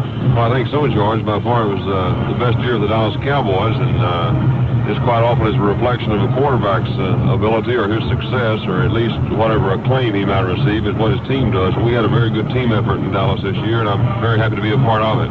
Don, you came so close to tying up that ball game against Green Bay 2 weeks ago down in Dallas. I read a statement by your coach, Tom Landry, that had you been able to score, get into the end zone, and tie that ball game up, you had the momentum going for you, and you very possibly would have had an advantage going into an overtime. How do you feel about that? Well, it's very easy for us to say this. You can't imagine how I feel watching this ball game today, because we felt like we had an excellent opportunity to beat Green Bay, and we didn't do it. We respect Green Bay, and we think they're a very fine football team. In our game in Dallas, we did have some momentum. Our offense, I don't think, ever looked as good as it did against Green Bay. We executed probably as well as we possibly can, and we felt that if we could have got them into overtime, that we could have won. However, I must say this, I think it could have been decided on the flip of the coin. In other words, which ball club would receive, and I think this is the way a sudden death would be decided, and I think if we could have gotten the ball, I'm pretty sure we could have scored. That's right. It was a great offensive display, so probably whoever got the ball first in the overtime would have had a tremendous advantage in that ball game. Don, I have heard so much.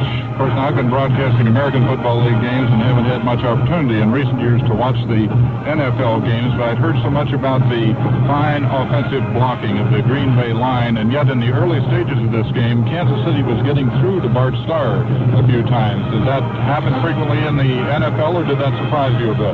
I was surprised to see that, too. I am more or less like you, only on the other side of the fence.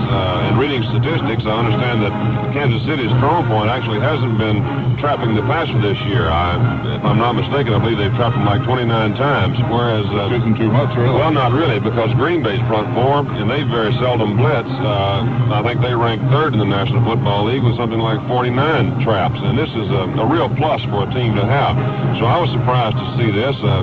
I'm very impressed with Kansas City's entire ball club, both offensively and defensively. I've been trying to figure out their defense from a spectator standpoint today, and they use what we call an overship to the weak or to the strong side. We call it a Ram and a Frisco. Are you talking about the defensive lineman? I'm talking about the defensive lineman. It's an odd man line, basically an odd man line, and Green Bay has been very adroit at handling this all year, and I was a little surprised to see that the success that they did have in the early part of the ball game. Looking for a moment at the Kansas City offense, I think Lenny Dawson has done a fine job in his play action passes in the first half. The touchdown they scored, I think he had Green Bay completely baffled because, as you know, you never want to have two receivers standing together, but he actually had Clinton and Burford standing together down the end zone, could have thrown the ball to either one. Is he about the best you've seen as far as faking before going back to pass? Well, I think Lenny's done a very good job today. I've been very impressed with his play calling, actually. I thought I think he has actually more or less varied his offense enough that has kept Green Bay off.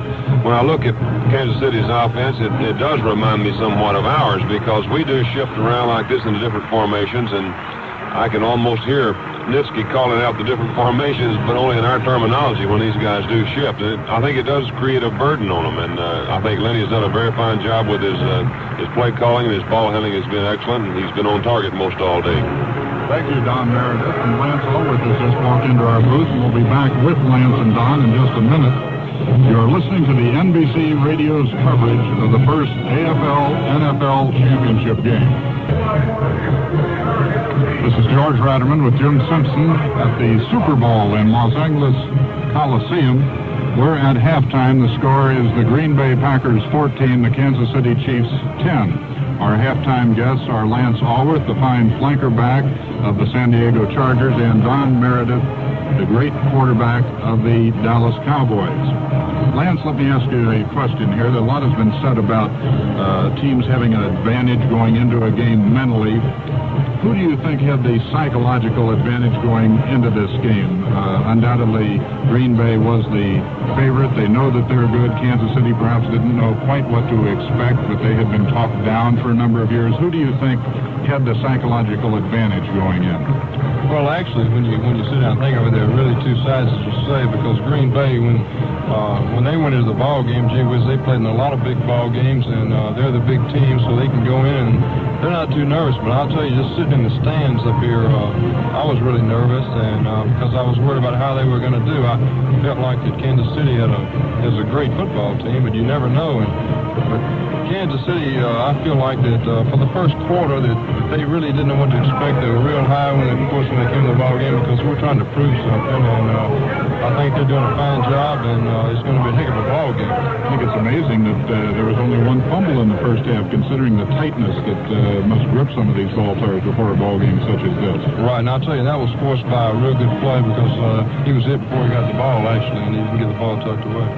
Don Meredith, let me ask you, does your mental attitude change much from game to game? That is, can you feel a lot more pressure? For instance, 2 weeks ago when you went into the championship game against Green Bay, could you feel mentally a lot more pressure before that game than before a regular season game? I think the most pressure we had at Dallas was our Thanksgiving Day game against Cleveland. We had to win this ball game in Dallas to stay alive in the Eastern Division. And being in Dallas for 7 years, we've never won. So our first objective was to win the East. And it was a big build-up game, and it was a tremendous sellout there in Dallas, and Dallas has really caught on fire now. I think there's a lot of pressure, a lot of enthusiasm, which creates pressure, more so in the Thanksgiving Day game than in the championship game, because we played Green Bay before, and we felt like that we had the type ball club that could be very effective against them, and we were all ready to play when we played them in the championship game. Don, let me ask you, Green Bay has had a reputation for years, and you've played against them for quite a few years now, but they've had a reputation having a great defensive ball club. What's the biggest problem that you have as a quarterback calling the plays on offense against Green Bay? What are their strong points? What are their weak points, if any? Well, they have very few weak points, but I think our biggest problem is this, that Green Bay will not change. They're going to do basically the same thing week in and week out. And it's more or less saying, all right, now, this is where we're going to be against this formation. If you can beat us, come on, because we're going to be right here. And they're well coordinated. They execute almost without flaw.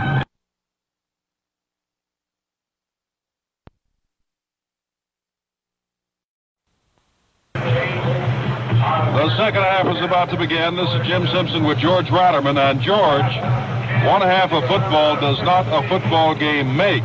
But the statistics, despite the Packers' 14-10 lead, are somewhat surprising. bit surprising in that the Chiefs show a slight edge in most of the different categories of the statistics. In first downs, the Kansas City Chiefs have 11, the Green Bay Packers 9. Total yards gained, the Chiefs again are a bit ahead of the Packers, 181 yards for the Chiefs, 164 for the Packers.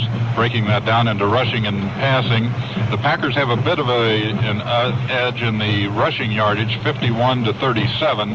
However, the Kansas City Chiefs are ahead in passing yardage, 144 yards for the Chiefs, 113 for the Packers. So the statistics aren't too far apart, but the Chiefs do have perhaps a slight edge in the number of passes thrown and completed. The Packers, Bart Starr has completed 8 out of 13 passes. Lenny Dawson for the Kansas City Chiefs has completed 11 out of 15. So both quarterbacks, both teams have shown an ability to complete passes against the other. And this could well be the tale of the second half here. Who is going to score the most points, because it is not a defensive battle. Don Chandler kicks off. Gene Wilson comes up, watches it bounce at the 12, but a flag has gone down and a whistle has sounded again back upfield. And they will kick it again. The ball did not go out of bounds. The Packers are coming back upfield. 14-10 the score. The Packers lead, 1 half left of this Super Bowl. Don Chandler will tee the ball up again at the 40-yard line. George, it comes under the question of your guess is as good as mine. As to what happened on the last play, a very odd play. Green Bay kicked off. A lot of the Kansas City people didn't move, just stood there pointing at something, and I don't know what they were pointing at. This one is a very high and very short kick. Bert Cohn comes up to the 13. Straight upfield across the 20, now going to his right side, and is knocked down very quickly as he hits to the right side by number 27, Red Mack, a flanker back, former Notre Dame All-American. And now they change the footballs again, as we have told you before. The American Football League using its own football while on offense, and the same for the Packers, its football while on defense. They are slightly different.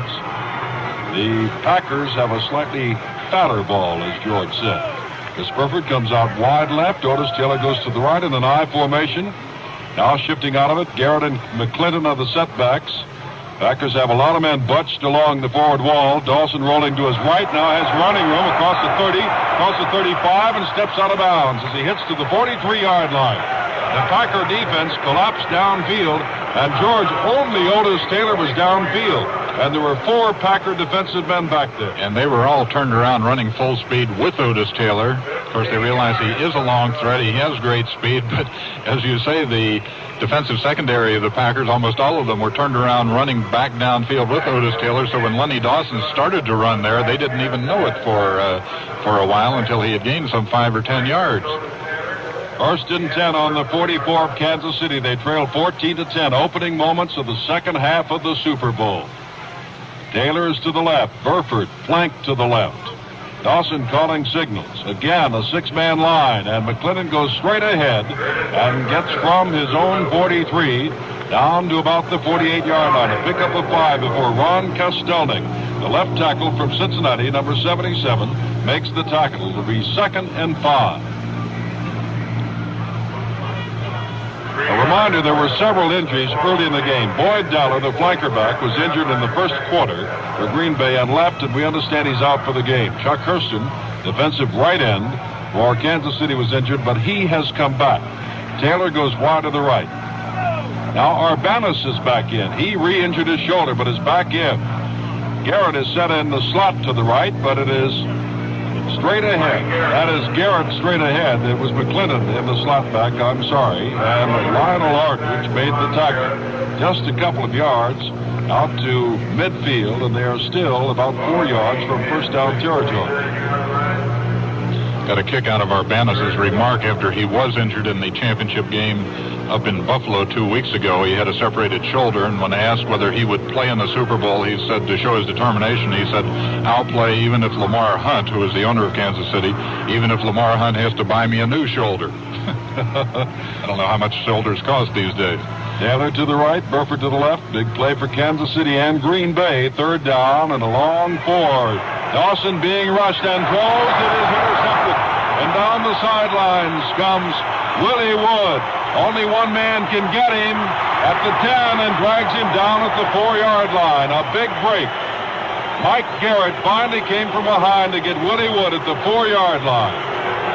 And the defensive prowess of Green Bay never more evident there. Dawson was pressured, threw out to the left and hung the ball up, and Wood cut in front of the receiver and carried the ball from midfield down to the 4. And one of the few times when we will see either one of these quarterbacks, Lenny Dawson or Bart Starr, do that. That is, throw the ball when they're under pressure, when the receiver is not definitely open. Something a quarterback shouldn't do. Lenny made a mistake, and I'm sure he knows it. The officials forgot to change the football. Green Bay is back on offense, and so now the National Football League ball comes in play. Paul Hornung has not yet made an appearance. Elijah Pitts and Jim Taylor, the setbacks, with Dale wide to the left. That is Pitts, touchdown on the first play, going off his own left side. And Green Bay races out in front by the score of 20-10. That's their biggest leading margin. Cheryl Hedrick was taken out by one of those good offensive guards of Green Bay, Fuzzy Thurston, who led the way.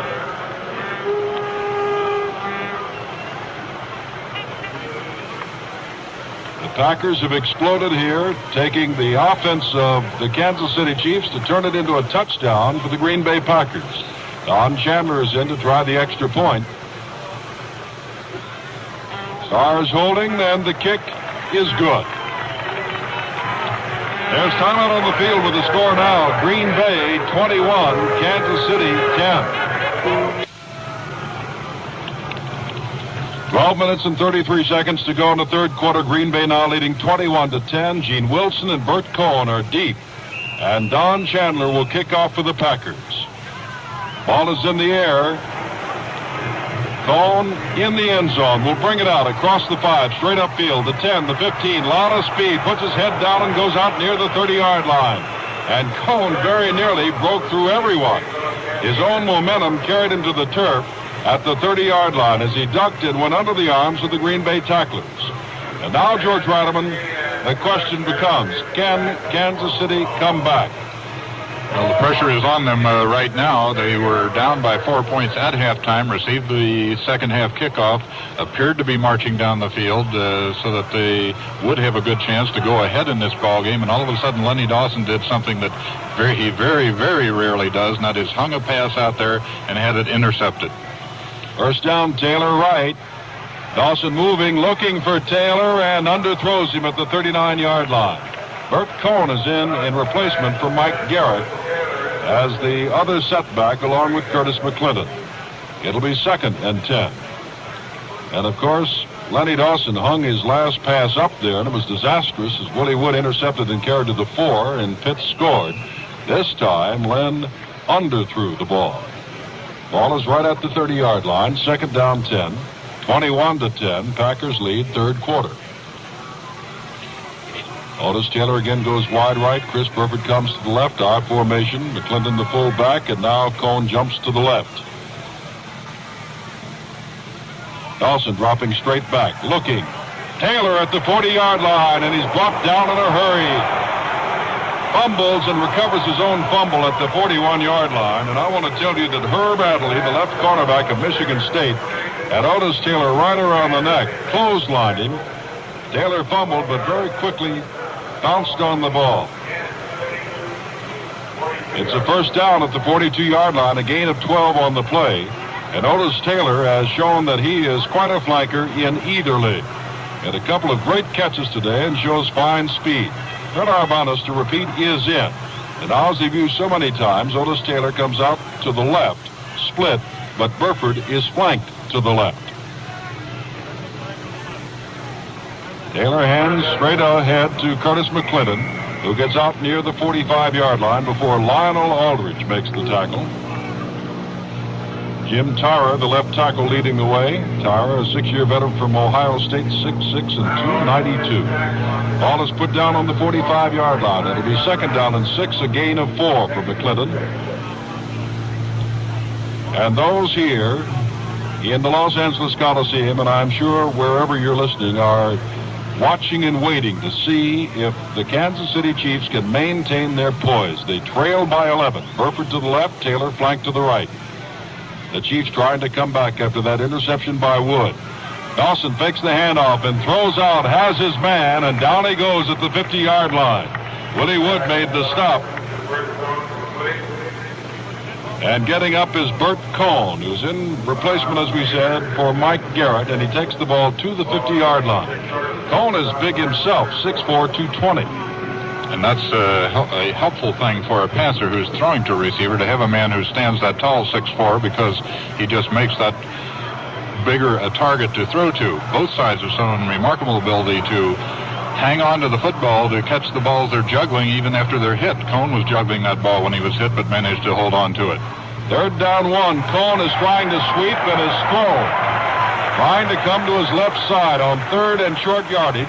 The Chiefs tried to go wide, and Bert Cohn could not turn the corner. Coming up was Bob Jeter, along with the linebackers, Ray Nitschke and Leroy Caffey. And that means it's 4th down. Instead of a 1st down, the Chiefs are forced into a punting situation. Gerald Wilson is coming on. Willie Wood and Donnie Anderson go deep for the Green Bay Packers. 21-10, Green Bay leads 3rd quarter. With about 9.5 minutes to go. Wilson is standing on his own 30-yard line. Score at halftime was 14-10 Green Bay, but the Packers quickly added another on the interception of Wood and a 4-yard run by Pitts. Wilson gets a high kick away. Bounds down at the 20 and hops back toward Kansas City territory.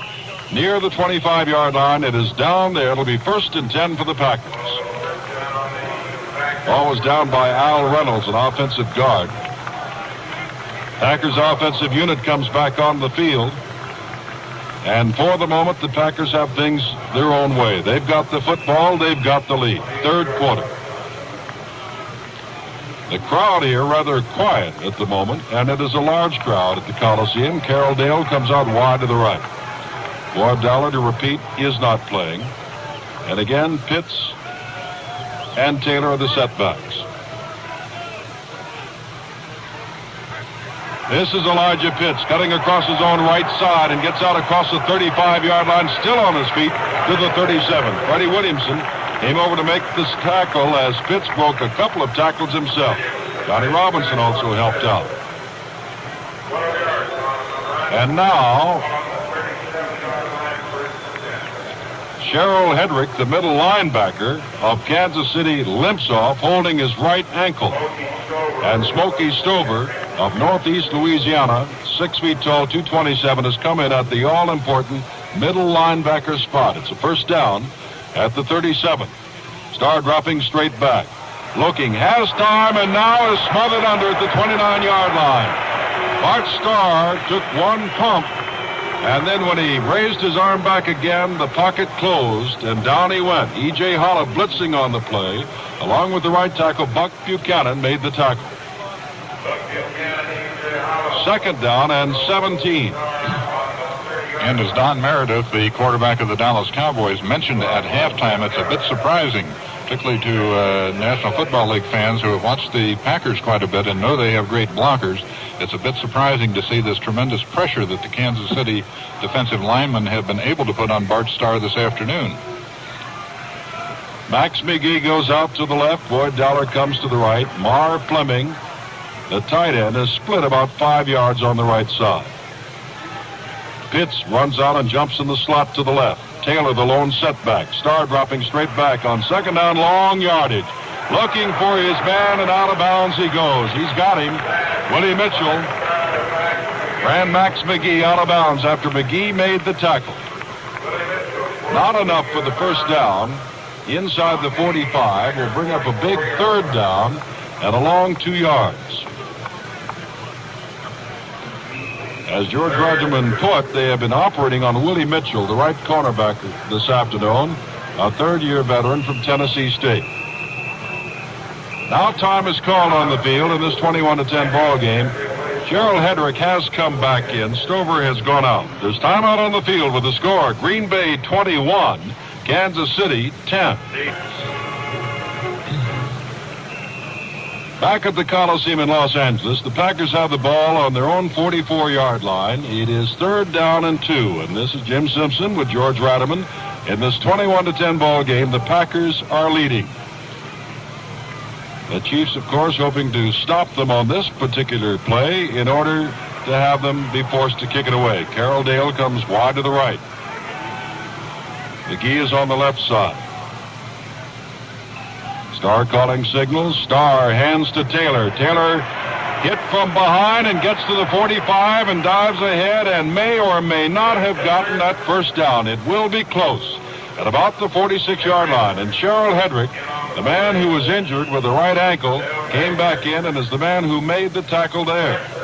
It's interesting to note the respect both of these quarterbacks have for the defensive lines against whom they're playing, because both of them now, having 3rd down and short yardage situations, have elected to go wide.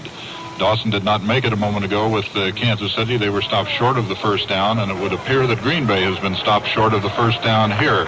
But both of them elected to go wide instead of going straight ahead into the defensive line trying to pick up the first down. And rather than the possibility, of course, George, of giving up good field position, Vince Lombardi sends out his kicking unit. Don Chandler. Emmett Thomas goes deep.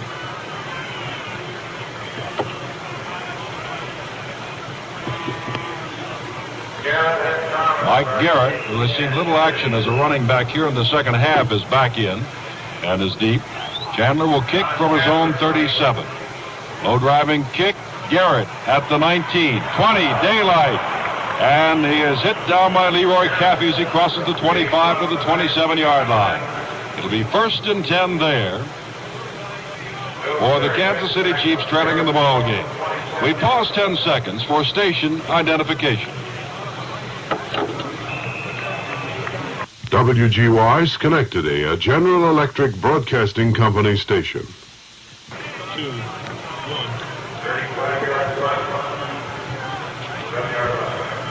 7 minutes and 5 seconds to go in the third quarter. Packers leading 21-10. Lenny Dawson rolling out to his left, looking downfield, throwing downfield, and overthrows his man, Chris Burford, at the 42-yard line. Dawson actually had time, and Burford was a couple of steps in front of the defender, Bob Jeter, but the ball was overthrown. Jim, it's interesting to note sometimes how teams will change their tactics in the second half of a football game. Now, in the first half today, Green Bay did not blitz at all. That is, they did not send their linebackers in, shoot the gap, as they say, in against the passer, Lenny Dawson, when he was passing. But already here in the second half, 3 times now, they have blitzed their linebackers, have sent them in. So a definite change in tactics by the Green Bay Packers defensively here in the second half. 2nd down 10. Garrett jumps in the slot to the right. It is Burford on the left, Otis Taylor on the right. Dawson fakes the handoff, and the linebackers are blitzing again, this time from the right side. Leroy Caffey down at the 15-yard line, and there's a flag back at the 23.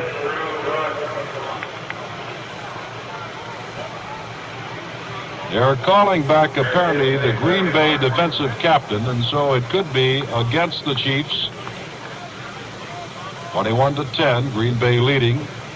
The official, Norm Schachter, comes over and says holding is charged against Kansas City. It has been refused as the ball is taken back inside the 15 and placed down on the 14-yard line.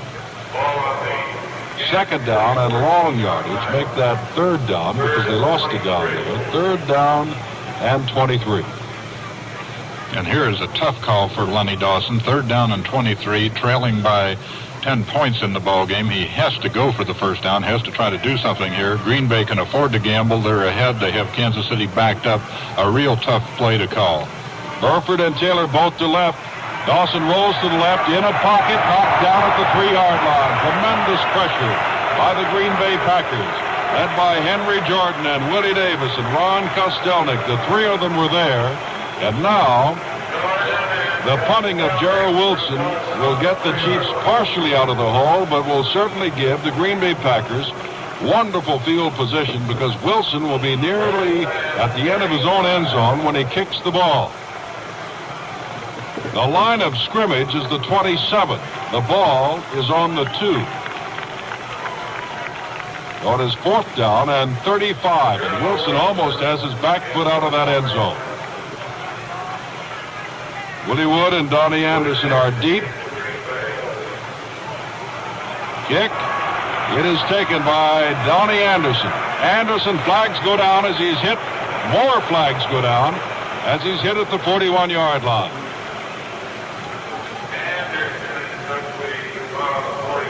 Anderson was hit by Aaron Brown, the #1 draft choice, and from Minnesota, along with E.J. Holland. But there are a couple of flags down. And apparently, as the Packers fade back downfield to their own 35, this will be against the Packers. And George Ratterman, this is a good break for the Kansas City Chiefs, who trail by the score of 21-10. A break, and again, something that you rarely see, a clipping penalty against the Green Bay Packers when they're returning a punt. They are very careful about such things, and Vince Lombardi, their coach, has told them if there's ever any doubt whether you're in front of the man or behind him or to the side, don't throw the block, because if there's anything we don't want, it's one of those 15-yard penalties. But one of the Packers has been caught here in clipping, so they've been penalized 15 yards back to their 44-yard line. From their 44, 1st and 10, 6 minutes, 18 seconds to go, 3rd quarter. Elijah Pete starts out to the left and is knocked down. I'm telling you, that time, the Green Bay defensive guards pulling were simply shoved aside.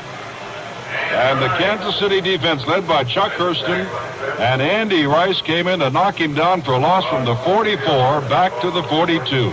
2nd and 12. And a surprising play, actually, Jim, because as you mentioned, it looked as if Elijah Pitts had a lot of interference out in front of him, a couple of guards in front of him, and all of a sudden they disappeared or weren't effective, and Pitts went down. Very surprising. Carroll Dale comes wide to the right. Fleming is split to the right. McGee is on the left side. Pitts and Taylor again the setbacks. Bart Starr dropping straight back with time across the center. And has Max McGee out in Kansas City territory. Not the first down, but very close to it at the 48-yard line. Johnny Robinson made the stop, and now we come up to another big 3rd down play. The last time Kansas City was able to hold Green Bay punted. Kansas City lost 25 yards on the series of downs and had to kick from its own end zone. 5 minutes, 10 seconds to go, 3rd quarter. 21-10, the Packers lead. 14-10 at halftime. Willie Wood's interception broke things open a little bit as the second half began. Carroll Dale to the right, McGee to the left. Jim Taylor has got the first down across the 45, going off his own left side of the line. Chuck Hurston made the tackle as Bob Skoronski and Fred Thurston opened up some running room for him, and the ball is put down on the 43. 1st and 10 for the Packers, and they're on the move again. And this, the first Super Bowl, the AFL-NFL Championship from the Los Angeles Coliseum. Shadows beginning to creep in from the left side of the Coliseum now. Lots of time left as McGee goes to the left on 1st down. Dale comes to the right. Bart Starr dropping way back, looking, throwing, and the receiver falls down. Carroll Dale fell down at the 27-yard line, and Freddie Williamson backed off of Dale as though he had a hot poker in his hands. He didn't want any defensive interference play called there. There wasn't one. Williamson had actually given Dale a good jolt, but it was before the ball was in the air, and of course Freddie wanted to get away from him in a hurry, having knocked him down so he would not be called for pass interference. But of course you can bump these receivers coming downfield as long as the ball is not yet in the air, and that was the situation there. Williamson belting Dale when it appeared that Dale might be going by him, knocking him down, but this was before the ball was in the air, so no pass interference was called. Max McGee this time runs out to the right, and Carroll Dale trots off to the left. It is 2nd down, 10 from the 43. Starr dropping straight back again. He has Taylor, a little swing man at the 45, 44. Hit once, breaks the tackle, and is knocked down again on the 44. That's a case of Bobby Bell coming up to help out Jerry Mays. Mays was the first man to make contact, and then Bobby Bell, the left side linebacker, came up. And the ball is put down now, back on the 44-yard line. And so it's a loss on the play. It's 3rd down, 11. 3 minutes, 45 seconds to go in the third quarter. And there's timeout on the field with the score, Green Bay 21, Kansas City 10. Green Bay has the ball on the 44-yard line of the Kansas City Chiefs. It is third down and 11. Big down for the Packers as well as the Chiefs, as the Chiefs trail by 11 points, 21-10. And as the shadows begin to come over the Coliseum, they have turned the lights on here. They're not needed at the present time, but possibly will be later on in the fourth quarter. But they've already turned the lights on here in the Coliseum. On third and 11, Carroll Dale goes wide to the left. Willie Mitchell is the man on him. Bart Starr dropping straight back, looking as his man Max McGee in between three people at the 33-yard line. They all converged on the tackle, but McGee made the catch, and it's a first down at the 28. Bobby Bell, Freddie Williamson, all there, along with Bobby Hunt. The defenders, the three of them, seemed to lay off McGee until he had the ball, and then they closed the vise, but it was too late. Boyd Dowler went out in the game early, has not been back, will not be back, and McGee has been called on for yeoman duty. There is Jim Taylor trying to set up his line, and Taylor, as has been found out today, isn't going anywhere, and now Buck Buchanan throws him down. Taylor says nothing. The official pushes off Buck Buchanan. No penalty is called as yet, and none will be. The defensive line of the Kansas City Chiefs has been tremendous today, as has the defensive line of the Green Bay Packers. The fault, if there were to be one to be found for the Kansas City Chiefs, has been in the defensive secondary. And, of course, the big mistake of Lenny Dawson when he hung the pass up and Willie Wood intercepted. Second down and 8 from the 26. Carroll Dale to the left, Max McGee to the right. Starr with the same two setbacks. Gives it to Taylor. Taylor stuttering at the line, and down he goes. Gerald Hedrick made the tackle after he crossed the 25 and down to the 21-yard line.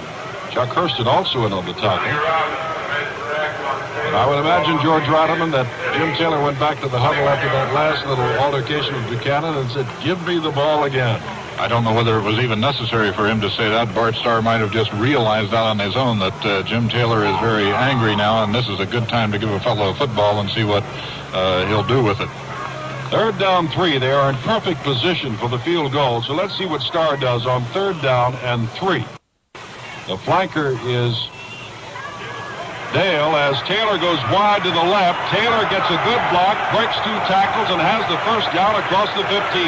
And there again, as he's shown on his 14-yard touchdown run, the individual effort of Jim Taylor brought off that first down. Bobby Bell made the stop, but the ball is placed down on the 13.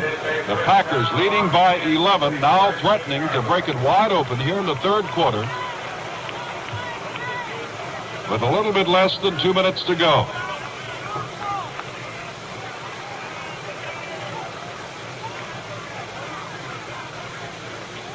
Out of the huddle with McGee to the left. Dale to the right. First down from the 13. Starr fakes the handoff, looks, has time, throws in the end zone. Great catch by Mac McGee off one hand, and it's a touchdown for the Green Bay Packers. And again, the pass off of the play action with Bart Starr first faking the running play to one of his running backs, then stepping back and hitting McGee in the end zone. 2 fine fakers as quarterbacks here, not only great passers, but both of these quarterbacks can handle the ball very well, help their pass offense by faking the running plays frequently before going back to pass. Well, Max McGee, who played so well in the National Football League Championship game, coming on late, has done so again. Chandler's in and kicks the extra point. Now Green Bay is far out in front with less than a minute to go in the third quarter. And that explosive Kansas City offense will now have to come to the fore if the Chiefs are to get back into this ball game. Another reminder about further NBC Radio sports coverage, and that is the Bob Hope Desert Classic coming up on NBC Radio February the 4th and 5th. And at the same time, may we remind you that for all the sports coverage every weekend, tune in NBC's Monitor. In the first quarter of this ball game, Max McGee, who just caught that touchdown pass, caught a 37-yarder from Bart Starr, and the Packers went in front 7-0. The Chiefs tied it on a 7-yard pass from Dawson to McClendon in the second quarter, and then Jim Taylor broke 14 yards for a score to make it 14-7 Green Bay. At the end of the half, just 58 seconds to go, Mike Mercer kicked a 31-yard field goal, and it ended 14-10. But then Willie Wood's interception returned to the fore in the third quarter as the second half began. Pitt scoring on the first play from 4 yards out made it 21-10, and you've just heard this march by the Packers, capped by a 13-yard pass to Max McGee to make it 28-10. Now, Don Chandler will kick off again. Gene Wilson and Bert Cohn are deep. Cohn watches it hit at the 12, takes it at the 2. Comes back up the left side to the 10, the 15, and down he goes. As he gets across the 15 and out to about the 17. Knocked down there by Doug Hart and Jim Weatherax. Now Len Dawson, trotting in, will have to put the Chiefs on the scoreboard. The American Football League trying to prove to the National Football League and its fans that it has quite a football team and has quite a league. And the National Football League, Green Bay Packers trying to prove that they are the better league. They'll merge in a couple of years. Anyway, Taylor is to the right on first down from the 18. Handoff, and straight ahead goes the fullback, Curtis McClendon. Henry Jordan made the tackle, and perhaps there's a yard gain on the play. It'll be second down and 9. And the pressure continues to mount now on Lenny Dawson, who is calling the signals on offense for the Kansas City Chiefs, because he is definitely in a position now where he has to play catch-up football. This means he has to eliminate the more conservative part of his offense, you might say, and Green Bay knows this, so he is handicapped a bit at this point. Well, George, that's the end of the third quarter. The score now, Green Bay 28, Kansas City 10. 18 points separate the Green Bay Packers and the Kansas City Chiefs. The Chiefs have the ball, second down 9. The ball on their own 19-yard line. Make that the 18-yard line. As Otis Taylor hustles out to the right, Chris Burford goes to the left. McClendon and Garrett the setbacks. Carolyn, the tight end, is also split to the right. Dawson dropping straight back and upfield, and it's almost intercepted. The receiver was Curtis McClendon, and it was almost intercepted by Willie Wood. And if Willie had caught that one, he would have set up or perhaps even scored a second touchdown. Famous story of Willie Wood of USC. He wrote to the Packers and asked for a tryout. Vince Lombardi said, "I'd like to take a look at you." He's now in his 7th year and one of the great safeties in the National Football League. Shows you should always answer your mail. 3rd and 9 for the Chiefs, and they've got to pull off this first down and give the ball up again. Dawson rolling to the right, looking, faking a pass. Now throwing, and it is almost intercepted again at the 30-yard line. Intended there for Chris Burford, but defending was Herb Adderley. It is incomplete. And 4th down, and the Chiefs will have to kick the ball away again. And Lenny Dawson, who had a good first half, percentage-wise, is having his troubles here in the second half. And a very smart defensive play by Herb Adderley then, who was not drawn up by Lenny Dawson's fake of a run. Lenny was chased around, held the ball up as if to pass, then started out like he was going to run. But Adderley stayed right with his man, wouldn't come up on Dawson, so he was there to knock the ball down after it was thrown. Gerald Wilson is standing on his own 2. Willie Wood and Donnie Anderson are deep. Low driving kick. Anderson fades back to his 42, runs to his left, gets to the 45, and runs into a couple of people led by Bobby Ply, number 14, who made the tackle. But it'll be a first down for the Green Bay Packers, who to continue to control the ball, and they're controlling the game at the point, 28-10. Early in the fourth quarter. Ball is placed down right on the 46-yard line of Green Bay. And the lack of height on Gerald Wilson's punts is a bit surprising. Almost all pro or college teams will try to get their kicker to kick the ball high into the air so that the men going down under the punt have time to get down and defend. But Gerald Wilson has really been booming out some line drives. Packers now hoping to exert pressure. Send Carroll Dale to the right. Starr hands off to Jim Taylor, makes a fine move at the line of scrimmage, and as a result, picks up about 4 yards out to midfield before Buck Buchanan wrestles him down. Taylor started to come to the outside, saw that blocked, and moving off his left foot, cut back inside and picked up 4 yards to the 50. It'll be 2nd down and 6. 21-10 the score. Green Bay leading, 14 minutes to go in the ball game. 14-10 was the halftime score. Carroldale trotting out again to the right. Max McGee, who has scored on 2 touchdown passes of 13 and 37 yards, is to the left. Paul Hornung has not played. Starr faking the handoff, going deep to Max McGee, who's trying to beat Mitchell, and Mitchell makes the interception inside the 15-yard line. The Kansas City Chiefs take over. They've been operating on Willie Mitchell all afternoon. This time McGee had a step on Mitchell, but the ball was underthrown, and Willie made the interception. Fine play by Mitchell. The ball is on the 11-yard line of Kansas City. And now with nearly 15 minutes of football left, the Kansas City Chiefs trot back on the field. 28-10, the Packers lead. And this, the first Super Bowl. Out to the right comes Otis Taylor. Burford goes to the left. And this National Football League town, Los Angeles, is yelling for the Chiefs to go. Dawson back to pass. Lots of time. Luke Swan has Taylor outfield, and I want to tell you what a catch. That's Curtis McClendon, not Otis Taylor, but it's still a great catch. He was on his tiptoes and lunged forward at the 35 and fell to the 38. And, George, it's plays like that that can excite and inspire a team. Just a great individual effort, but you can also see on that particular play the great pass defensive work done by the Green Bay defensive unit as a whole, because Lenny Dawson must have looked to 3 other receivers before he finally threw to McClendon, and none of them were open. Taylor on a quick pitch to Taylor, trying to step around his man and cannot get away, and finally falls forward out across the 40 to the 43-yard line. A pickup of about 5 on the play. Dawson simply straightened up and threw to Taylor. National Football League fans have seen that work many times to Bobby Mitchell. He simply tried to get the ball out there one-on-one and hope that Mitchell will step around the defender. Here they were hoping that Taylor could step around Herb Adderley. Adderley got him on an ankle, and down he went.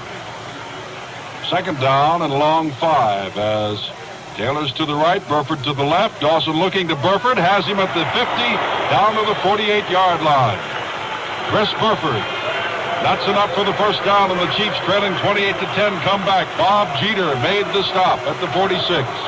Dawson now going to his short passes. Of course, Green Bay with this big lead will tend to lay back a bit, figuring we'll give them the short one. We just don't want to be hurt with the long bomb, as they say. Dawson, realizing this, is trying to pick Green Bay apart at this point by just concentrating on hitting those short ones in front of the Green Bay defenders, who are laying back a bit farther. Taylor to the right. Dawson rolling to the right, looking for Taylor. He's trying to beat his man. He's in back of Adderley, but can't quite reach it in the end zone. Illegal procedure or motion is charged against Kansas City. Flag is down, and I believe it was Otis Taylor who started offsides and then came back on. And so that'll cost them 5 yards if the Packers choose to take it. Otis Taylor, we notice, is, instead of going back to the huddle, just walking over, running over now toward the Kansas City bench. Frequently, when a pass receiver has gone down the field that far, he had to run about 60 yards on that play. He will just automatically take himself out of the ball game for a play, allowing a fresh man to come back in. Frank Pitts has gone in after the long run by Otis Taylor and will replace him as flanker. Pitts, a second-year man from Southern College, comes from Atlanta, Georgia, 6'2", 190, a lot of speed. The illegal procedure charge against Kansas City has been accepted, and it moves the ball back to the 49 of Kansas City, where it is first down and 15. 11 minutes, 26 seconds to go, 28-10 the score. Pitts comes wide right. Dawson dropping straight back, under pressure, and down with him is Willie Davis, rolling him down on the other side of the 40-yard line at the 38. Line of scrimmage, remember, was the 49 of Kansas City. A loss of 11.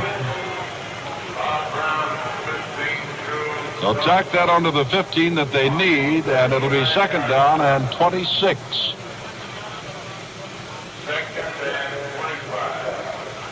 The Packers leading 28-10, and this the Super Bowl. Shadows, as we said, began to creep across the Coliseum floor here in Los Angeles, but the temperature's been in the 70s. A beautiful day to play a football game. Otis Taylor back in, comes wide to the right. Burford goes to the left. Rolling to the right is Dawson looking for Taylor, and it is knocked down at the last minute by Herb Adderley. A fine defensive play, getting one hand in front of Taylor and knocking the ball down and out of bounds. It would not have been enough for the first down. The ball was at the 46. They've got to go to the 36, remember, for the first down. Third down and 26 yards.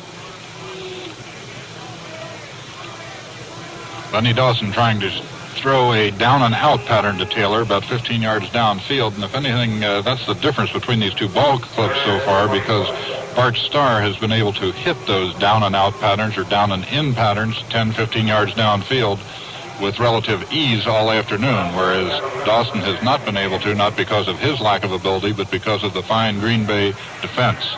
A little swing pass just knocked down at the last minute by Bob Brown. They had sent Mike Garrett just over the line of scrimmage. Dawson went back and tried to loop it to him. Brown got one hand on it and knocked it down at the line of scrimmage. As the Chiefs tried to get Garrett with a little running room, hoping to pick up the 26 yards that they need. They did not. It's fourth down from their own 39-yard line. Packers leading by the score of 28-10. Gerald Wilson is back. Willie Wood and Donnie Anderson go deep, standing inside their own 25 to take Wilson's punt, which is in the air. This one is high. Beautiful. Anderson lets it hit on the 3, and it goes into the end zone. First and 10 for the Packers at the 20-yard line. The Packers with the ball and with the 28-10 lead. Kansas City's defensive unit comes on the field, and Green Bay's offensive unit, and Elijah Pitts again goes out. And we make note of the fact, because there was a great deal said, that perhaps Paul Hornung would play. He has not played yet. There's timeout on the field with the score. Green Bay 28, Kansas City 10. At the Coliseum in Los Angeles, this is Jim Simpson along with George Raderman. And of course, once this game is over, we'll be going to the victor's dressing room. And as of this moment, it looks as though, George Raderman, you'll have to head to the Packers dressing room, because Green Bay leads at the moment by the score of 28-10. 10 minutes, 45 seconds to go. The Packers with the ball on their own 20, first and 10. Bart Starr still in, calling signals, dropping straight back. Has time, looks for his receivers, has Carroll Dale at the 44-yard line, and he has the ball and steps out of bounds there. Wrestled out of bounds by Willie Mitchell. But that time, more than he has had in many of his past plays, Bart Starr had all day, as they say. He had a rocking chair from which to throw. And we note that just like 2 weeks ago down in Dallas, when he was ahead in the fourth quarter, ahead of the Dallas Cowboys by a couple of touchdowns, Bart Starr is not inclined to play conservative football and try to run out the clock. He wants to keep his team moving, wants to keep scoring. Carroll Dale goes wide right. Max McGee, with 2 touchdowns to his credit, is split left. First down from the 44. Starr straight back, looking to throw, and McGee is all by himself. Mitchell is climbing his back and wrestles him down at the 17-yard line. The ball is taken away by Freddie Williamson, but the officials say, no, sir, McGee has it, and it's a first down for the Packers at the 17. Talk about ride on cowboy. The ball is now put back on the 18. Willie Mitchell climbed McGee's back and rode him about 10 yards before he finally went down. But the Packers, leading 28-10, have come right back. 10 minutes, 5 seconds to go. Fourth quarter. The National Football League's Packers representatives playing extremely well, executing and leading. Starr calling signals. Hands off to Taylor, who goes straight ahead, but not for much. Bobby Bell, who has played a good ball game today at his left side corner spot, made the tackle, along with Jerry Mays, the all-league left end. Little or no gain, perhaps a half a yard. We'll call it still second down and about 10. 28-10 the score. Max McGee has caught 2 touchdown passes. Elijah Pitts has run for 1 of 4 yards. Jim Taylor's run for 1 of 14 yards. And McClendon caught a touchdown pass for Kansas City of 7 yards. Star back, looking to throw, throwing out to the left, and has Carroll Dale at the 12-yard line. He's knocked down there by Willie Mitchell. And never has it been so apparent, George Rademan, that an offense is working on one man in the defensive secondary. They certainly seem to be picking on Mitchell. I don't say they seem to be. They are picking on Willie Mitchell all afternoon. Even when they're not throwing the ball, they've been running quite a few plays around that end, just keeping the pressure on him continuously. Bart Starr has almost been able to complete passes, I don't want to say at will over there, you might say, going either to the inside or the outside. Third down and 3 from the 11-yard line. Dale is wide to the right. McGee is on the left side. Fleming is on the right side. Starr hands to Pitts. Boy, he had an opening for a moment that looked like he was going to go all the way, but Johnny Robinson knifed him down at the 5. Forrest Gregg was leading the way, and Gregg was actually out, knocking down a man at the 10-yard line, and Pitts for the moment looked as though he had the angle of the corner.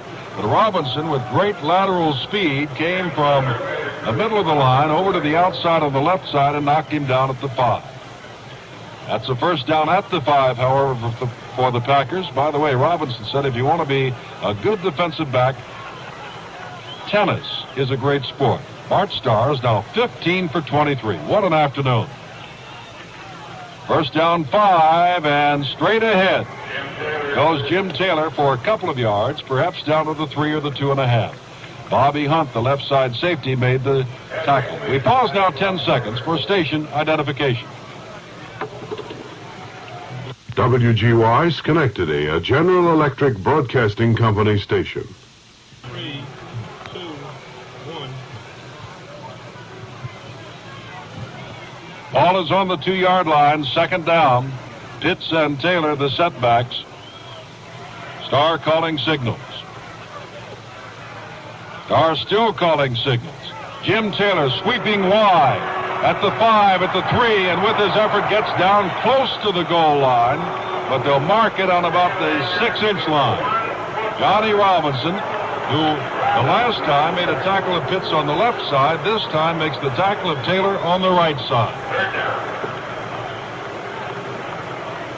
Third down and a few inches. 28-10. Packers lead. Fourth quarter.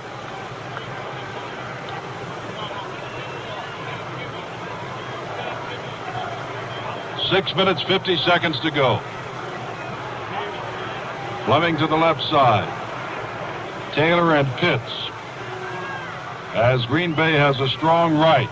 Ball is given to Pitts. Pitts slides off and goes into the end zone, going off his own left side. Was hit at the line of scrimmage, got past Willie Mitchell and went into the end zone. And it is now 34-10. Green Bay has woken this first Super Bowl wide open.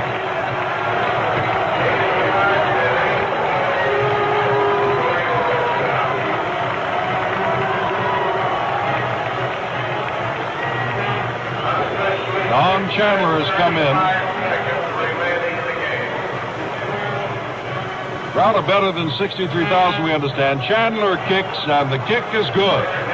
There's time out on the field to score now. Green Bay 35, Kansas City 10.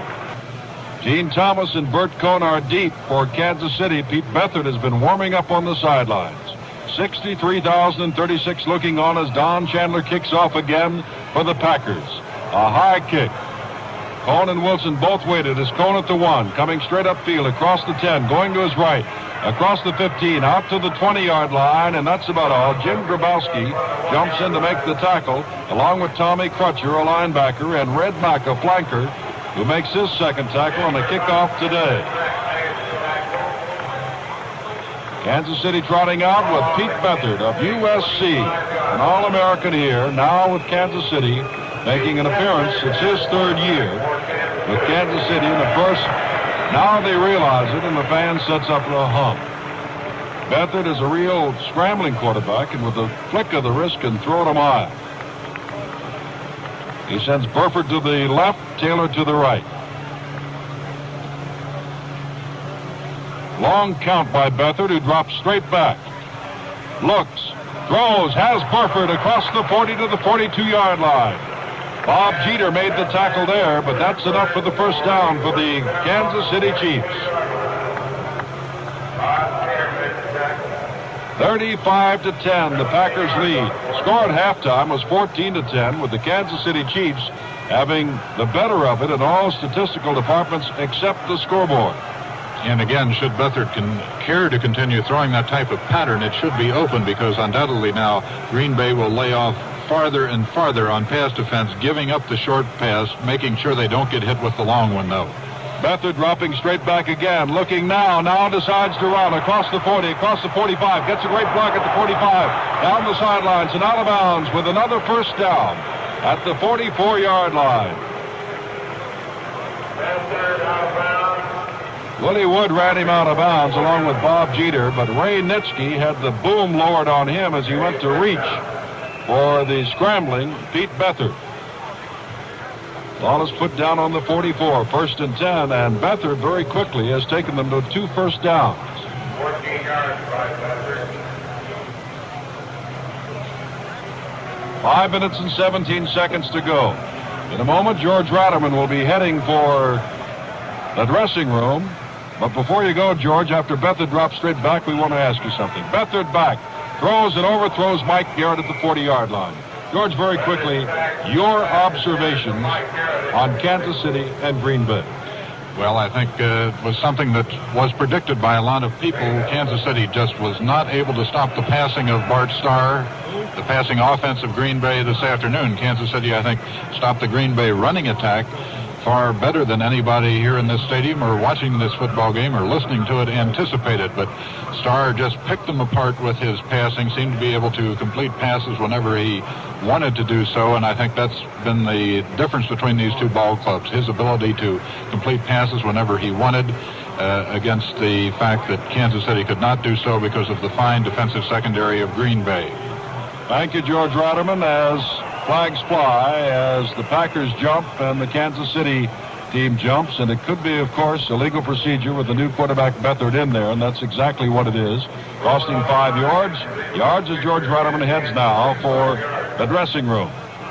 We should have a report at the end of the game. The ball is on the 49-yard line, and so it'll be 2nd down and 15. Our spotters today for Green Bay, Ed Lovelock and Harry Sanford for Kansas City. We appreciate their work as this game is now going down into history. There are those who will say, I told you so, the National League Packers are better. There are those who say that Kansas City, with the interception by Willie Wood, the ball had been misspotted and is now 2 yards extra are given to the Kansas City Chiefs, put on the 49 of the Green Bay Packers. There are those who say that the Chiefs just had a bad day. May we remind you that the common football draft starts this year, and in 3 years, the National Football League and the American Football League will have completed its merger. So the question will become academic. But right now, the plaudits belong to the National Football League. Back goes Beathard, and down he goes. Bob Brown led the way, along with Lionel Aldridge. Brown, the rookie from Arkansas A&M, 6'5", 260, was in on Beathard and threw him for an 11-yard loss. Make that 12 inside the 40 to the 39. 35-10 is the score. 4th quarter, 5 minutes and a few seconds to go.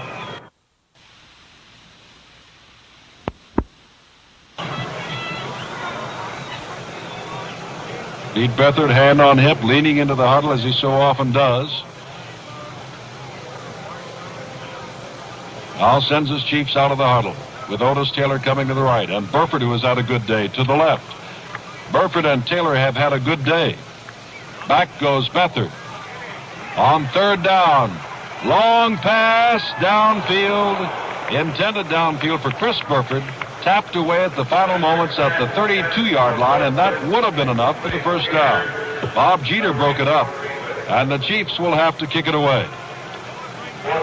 Less than 5 minutes, 4:39 to play. 35-10, Green Bay leads. Donnie Anderson and go deep as Gerald Wilson has come in to handle the punting, stepping back inside his own 25-yard line. NBC Radio proud to bring you this AFL-NFL championship. We remind you of the Bob Hope Desert Classic on NBC Radio, February 4th and 5th. Wilson boots the ball high and deep. Fair catch called for by Willie Wood at the 18-yard line, 1st and 10 Packers. The Packers this afternoon dressed in their green jerseys, gold pants, white numerals. Kansas City, which had not lost all year long, dressed in their white uniforms with red numerals. They now find themselves trailing by 25 points, 35-10. Harold Dale goes out wide to the right. Anderson and Grabowski are now in the backfield for Kansas City, or rather for Green Bay. Paul Hornung has not made an appearance. Burkowski is the quarterback, hands to Anderson around the left side, across the 25, still on his feet and hit from behind as he got to the 30-yard line, out to the 32-yard line. Anderson showing great speed, hit from behind by E.J. Holland. Gail Gillingham was leading the way, the right guard, as Vince Lombardi now has begun the substitute. Bob Long from Wichita is in, Carroll Dale is in, but the quarterback is Zeke Burkowski, an 11-year veteran from Georgia. Jim Grabowski, the rookie from Illinois, and Donnie Anderson, the rookie from Texas Tech, are both in. 1st and 10. Handoff through Grabowski, and Grabowski nearly lost the ball, had to turn around for it, and when he did, Buck Buchanan wrestled him down.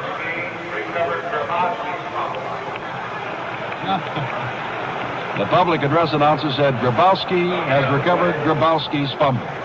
The ball is down at the 32-yard line of Green Bay. They lead 35-10. Clock running, less than 4 minutes to go now. Bob Long goes out wide to the right. Zeke Burkowski calling signals. The late afternoon sun in Los Angeles. Donnie Anderson going to the right side, gets away from Hedrick, but Hedrick reaches over and with one hand grabs him as Freddie Williamson has been leveled and is out lying on the turf at the 33-yard line because it is over Freddie Williamson that Donnie Anderson tripped, and he may have been hit.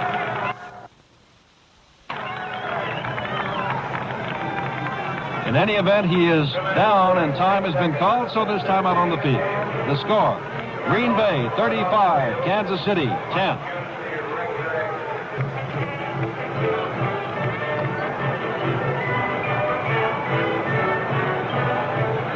Jim Simpson, along with George Ratterman and Freddie Williamson, is still out at the 33-yard line, and they're working over him there. Could have been that the knee of Donnie Anderson hit him in the helmet. 35-10 is the score.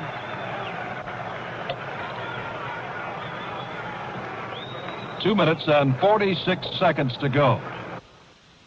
Pass, it was 7-7. The Packers came right back. Jim Taylor going over his own left side and then cutting to the outside and running 14 yards for a score to make it 14-7.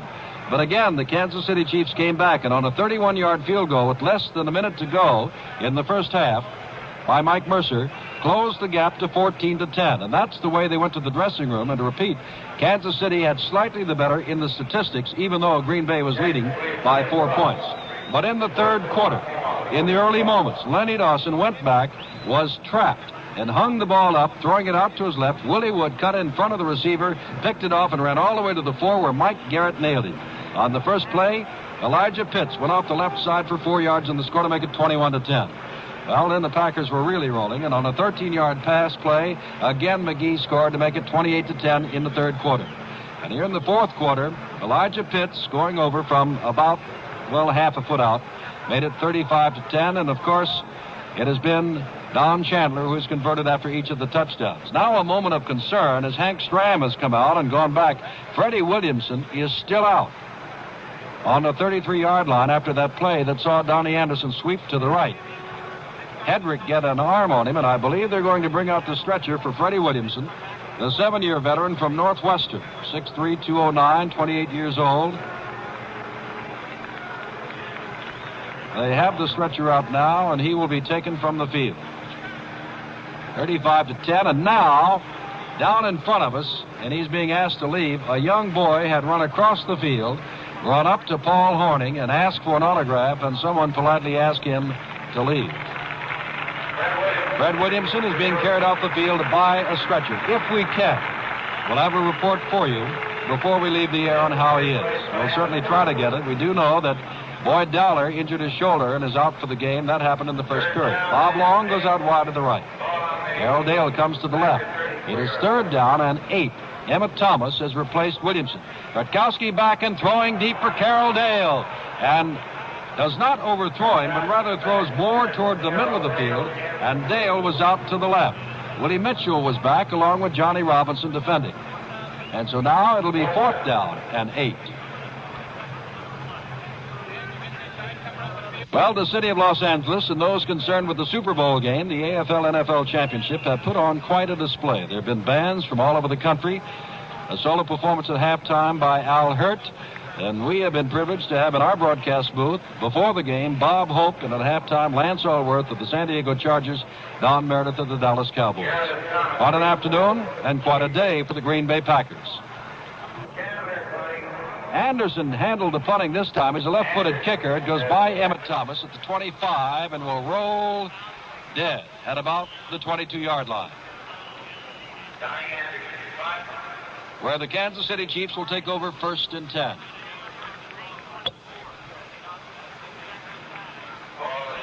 Checking that clock, 2 minutes and 22 seconds to go as Hank Stram is walking the sidelines by himself, near few players, realizing it has been quite an afternoon for the Green Bay Packers, not his own Kansas City Chiefs.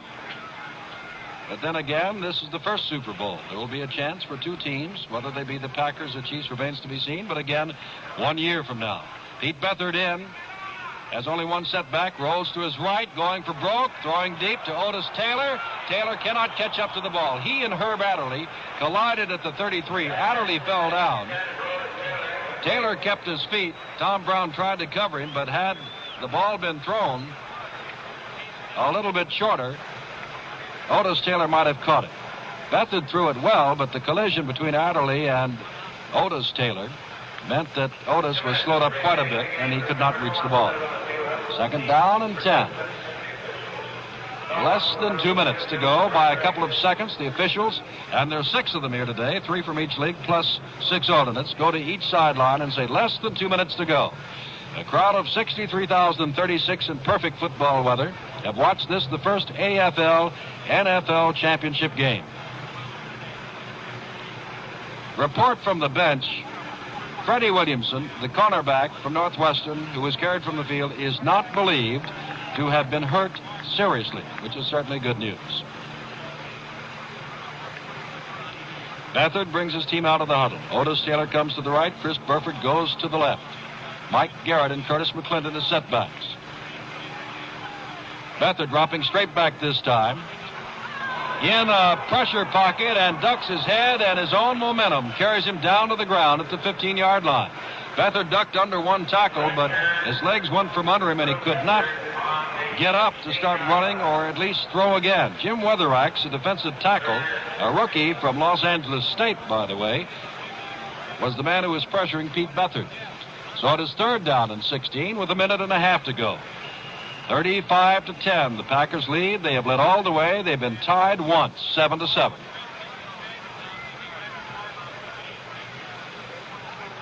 Beathard taking a long time in the huddle. The Coliseum here gaily decorated with an NFL, AFL Golden Crown at midfield. Each of the end zones done in gold with the Chiefs letters at one end in red and the Packers in the other in green. Pete Beathard drops back. Throws long and way overthrows and almost overthrows the entire Kansas City bench, but Chris Burford was the intended receiver. 4th down and 16, a minute and 24 seconds to go. In a few moments, once this game is over, we will be going down to the dressing room and you will hear the words of the Green Bay Packers, as Pat Summerall and George Reitman will be there to talk with them. And I'm sure it'll be quite a victory ceremony. And I'm sure that each team, including the Packers for the Chiefs, has added respect for one another. Gerald Wilson standing at the goal line. Kicks the ball away. A driving kick sending Donnie Anderson and Willie Wood back. It is Wood who takes it at the 31. Coming to the left side. Pursued one block. Takes down two men. But Bobby Ply, number 14, who is very quick to get down under any kick, makes the tackle at the 27-yard line. A minute and 12 seconds to go. Flag down on the play. And apparently this will be stepped off against the Green Bay Packers. 1:12 to go. As the officials now step it off. Clipping. And as George Reitman told you, one of Vince Lombardi's edicts and axioms is that unless you're absolutely sure, do not try to block the man and be charged with a clip. But this is the second time in this half, and this time it might be because the Green Bay Packers are going with a great many of their reserves. Those boys are a little bit over-anxious to do well in this game. Rutkowski is in to call signals from the 13-yard line. Handoff to his fullback, Jim Grabowski, the bonus rookie from Illinois, but Buck Buchanan wrestles him down at the 15-yard line after a gain of 2. It'll be second down and 8. 1 minute to go in the first AFL-NFL championship, the Super Bowl. Packers 35 and the Kansas City Chiefs 10. Before George Reitman left for the dressing rooms, it was his observation that the Kansas City Chiefs simply could not stop the passing of Bart Starr, who had quite a day, throwing long, throwing short. Jim Taylor had a great day running, too. Donnie Anderson hit behind the line of scrimmage, gets away from one man, goes around that side, across the 20, and out to the 25, before Jerry Mays, the defensive left end, knocked him out of bounds at the 26. Forrest Gregg was leading the way, and of course that stops the clock. With 29 seconds to go.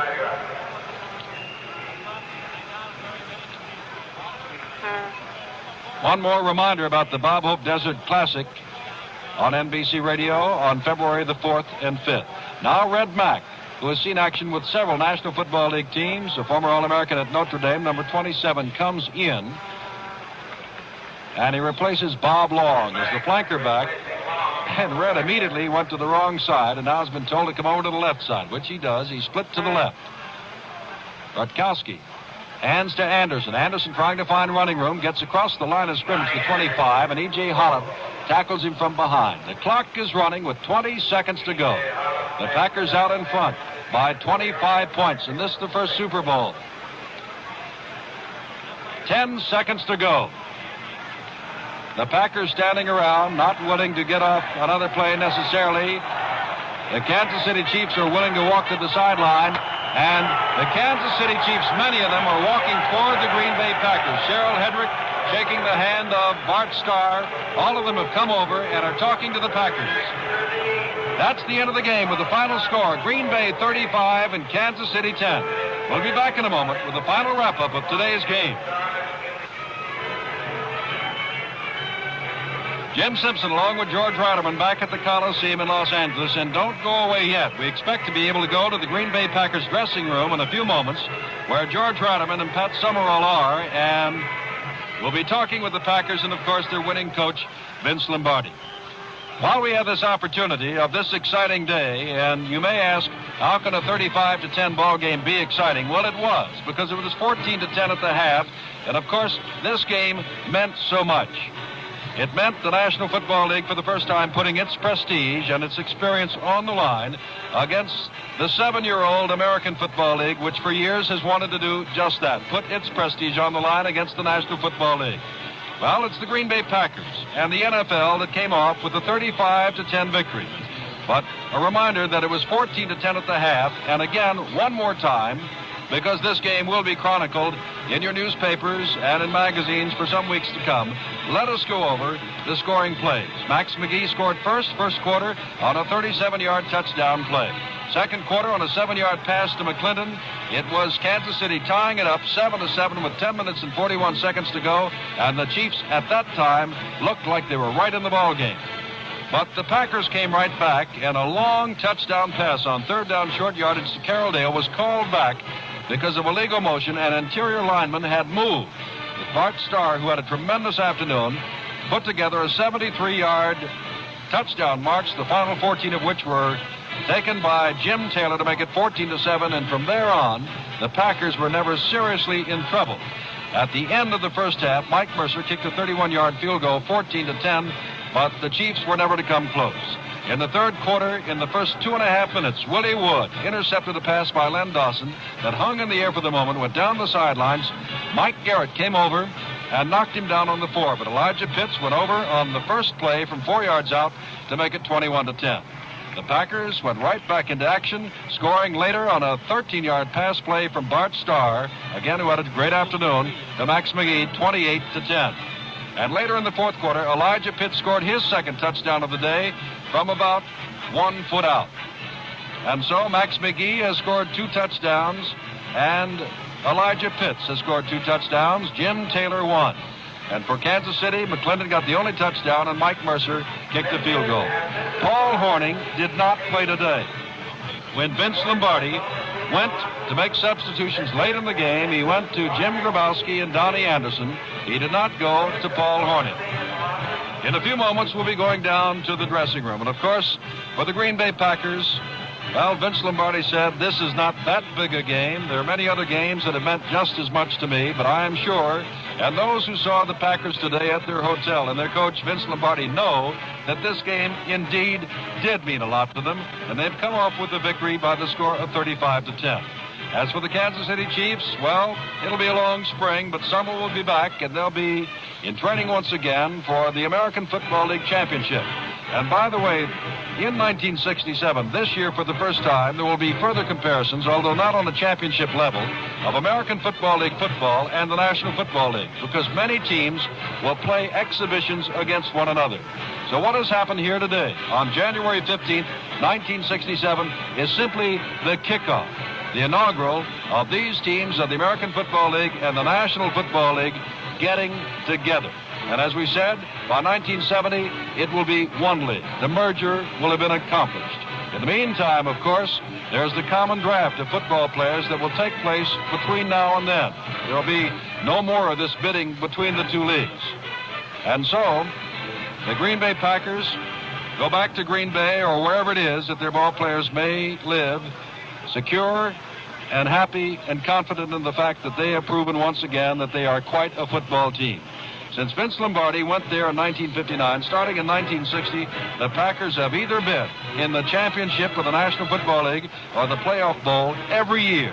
This year, they won their 4th National Football League championship since 1960, their 4th under Vince Lombardi. It is quite a football team.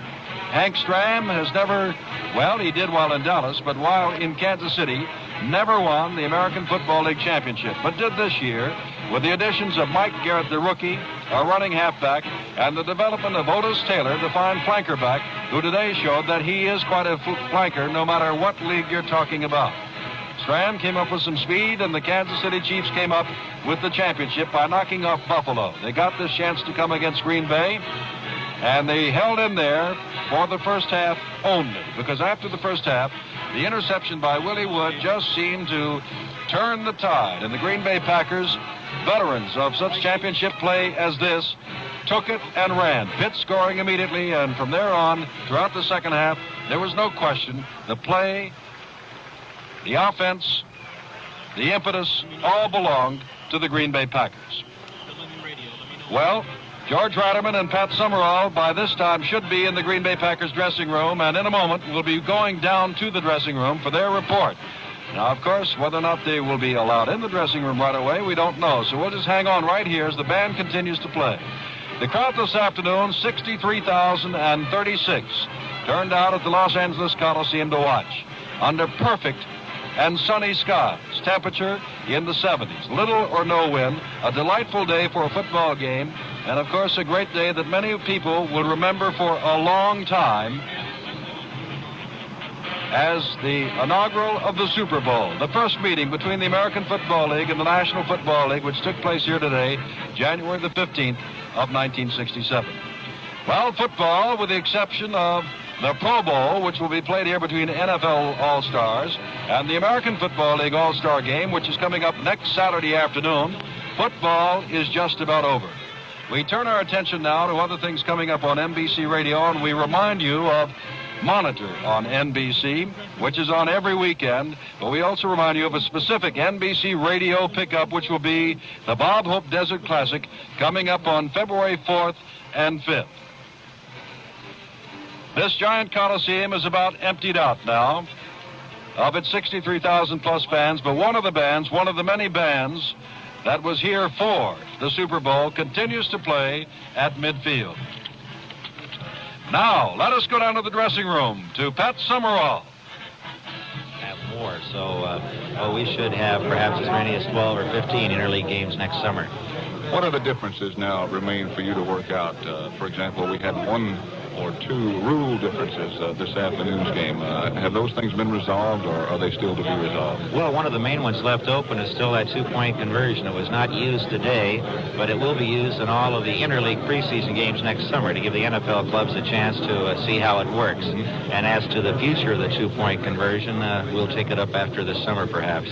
What about the financial payoff now? $15,000 to the winner, $8,500 or thereabouts to the loser, or $75,000, I believe is correct. Right. Is that predetermined, or what affected the size of the crowd here this Yes, afternoon? those were set figures, and then after taking those and game expenses out, that's about $1,170,000 for the competing players. Then we'll take game expenses out, and then after that, 40% of the remainder would go to their player pension funds, and then 15% to each league office and 15% to each of the competing clubs.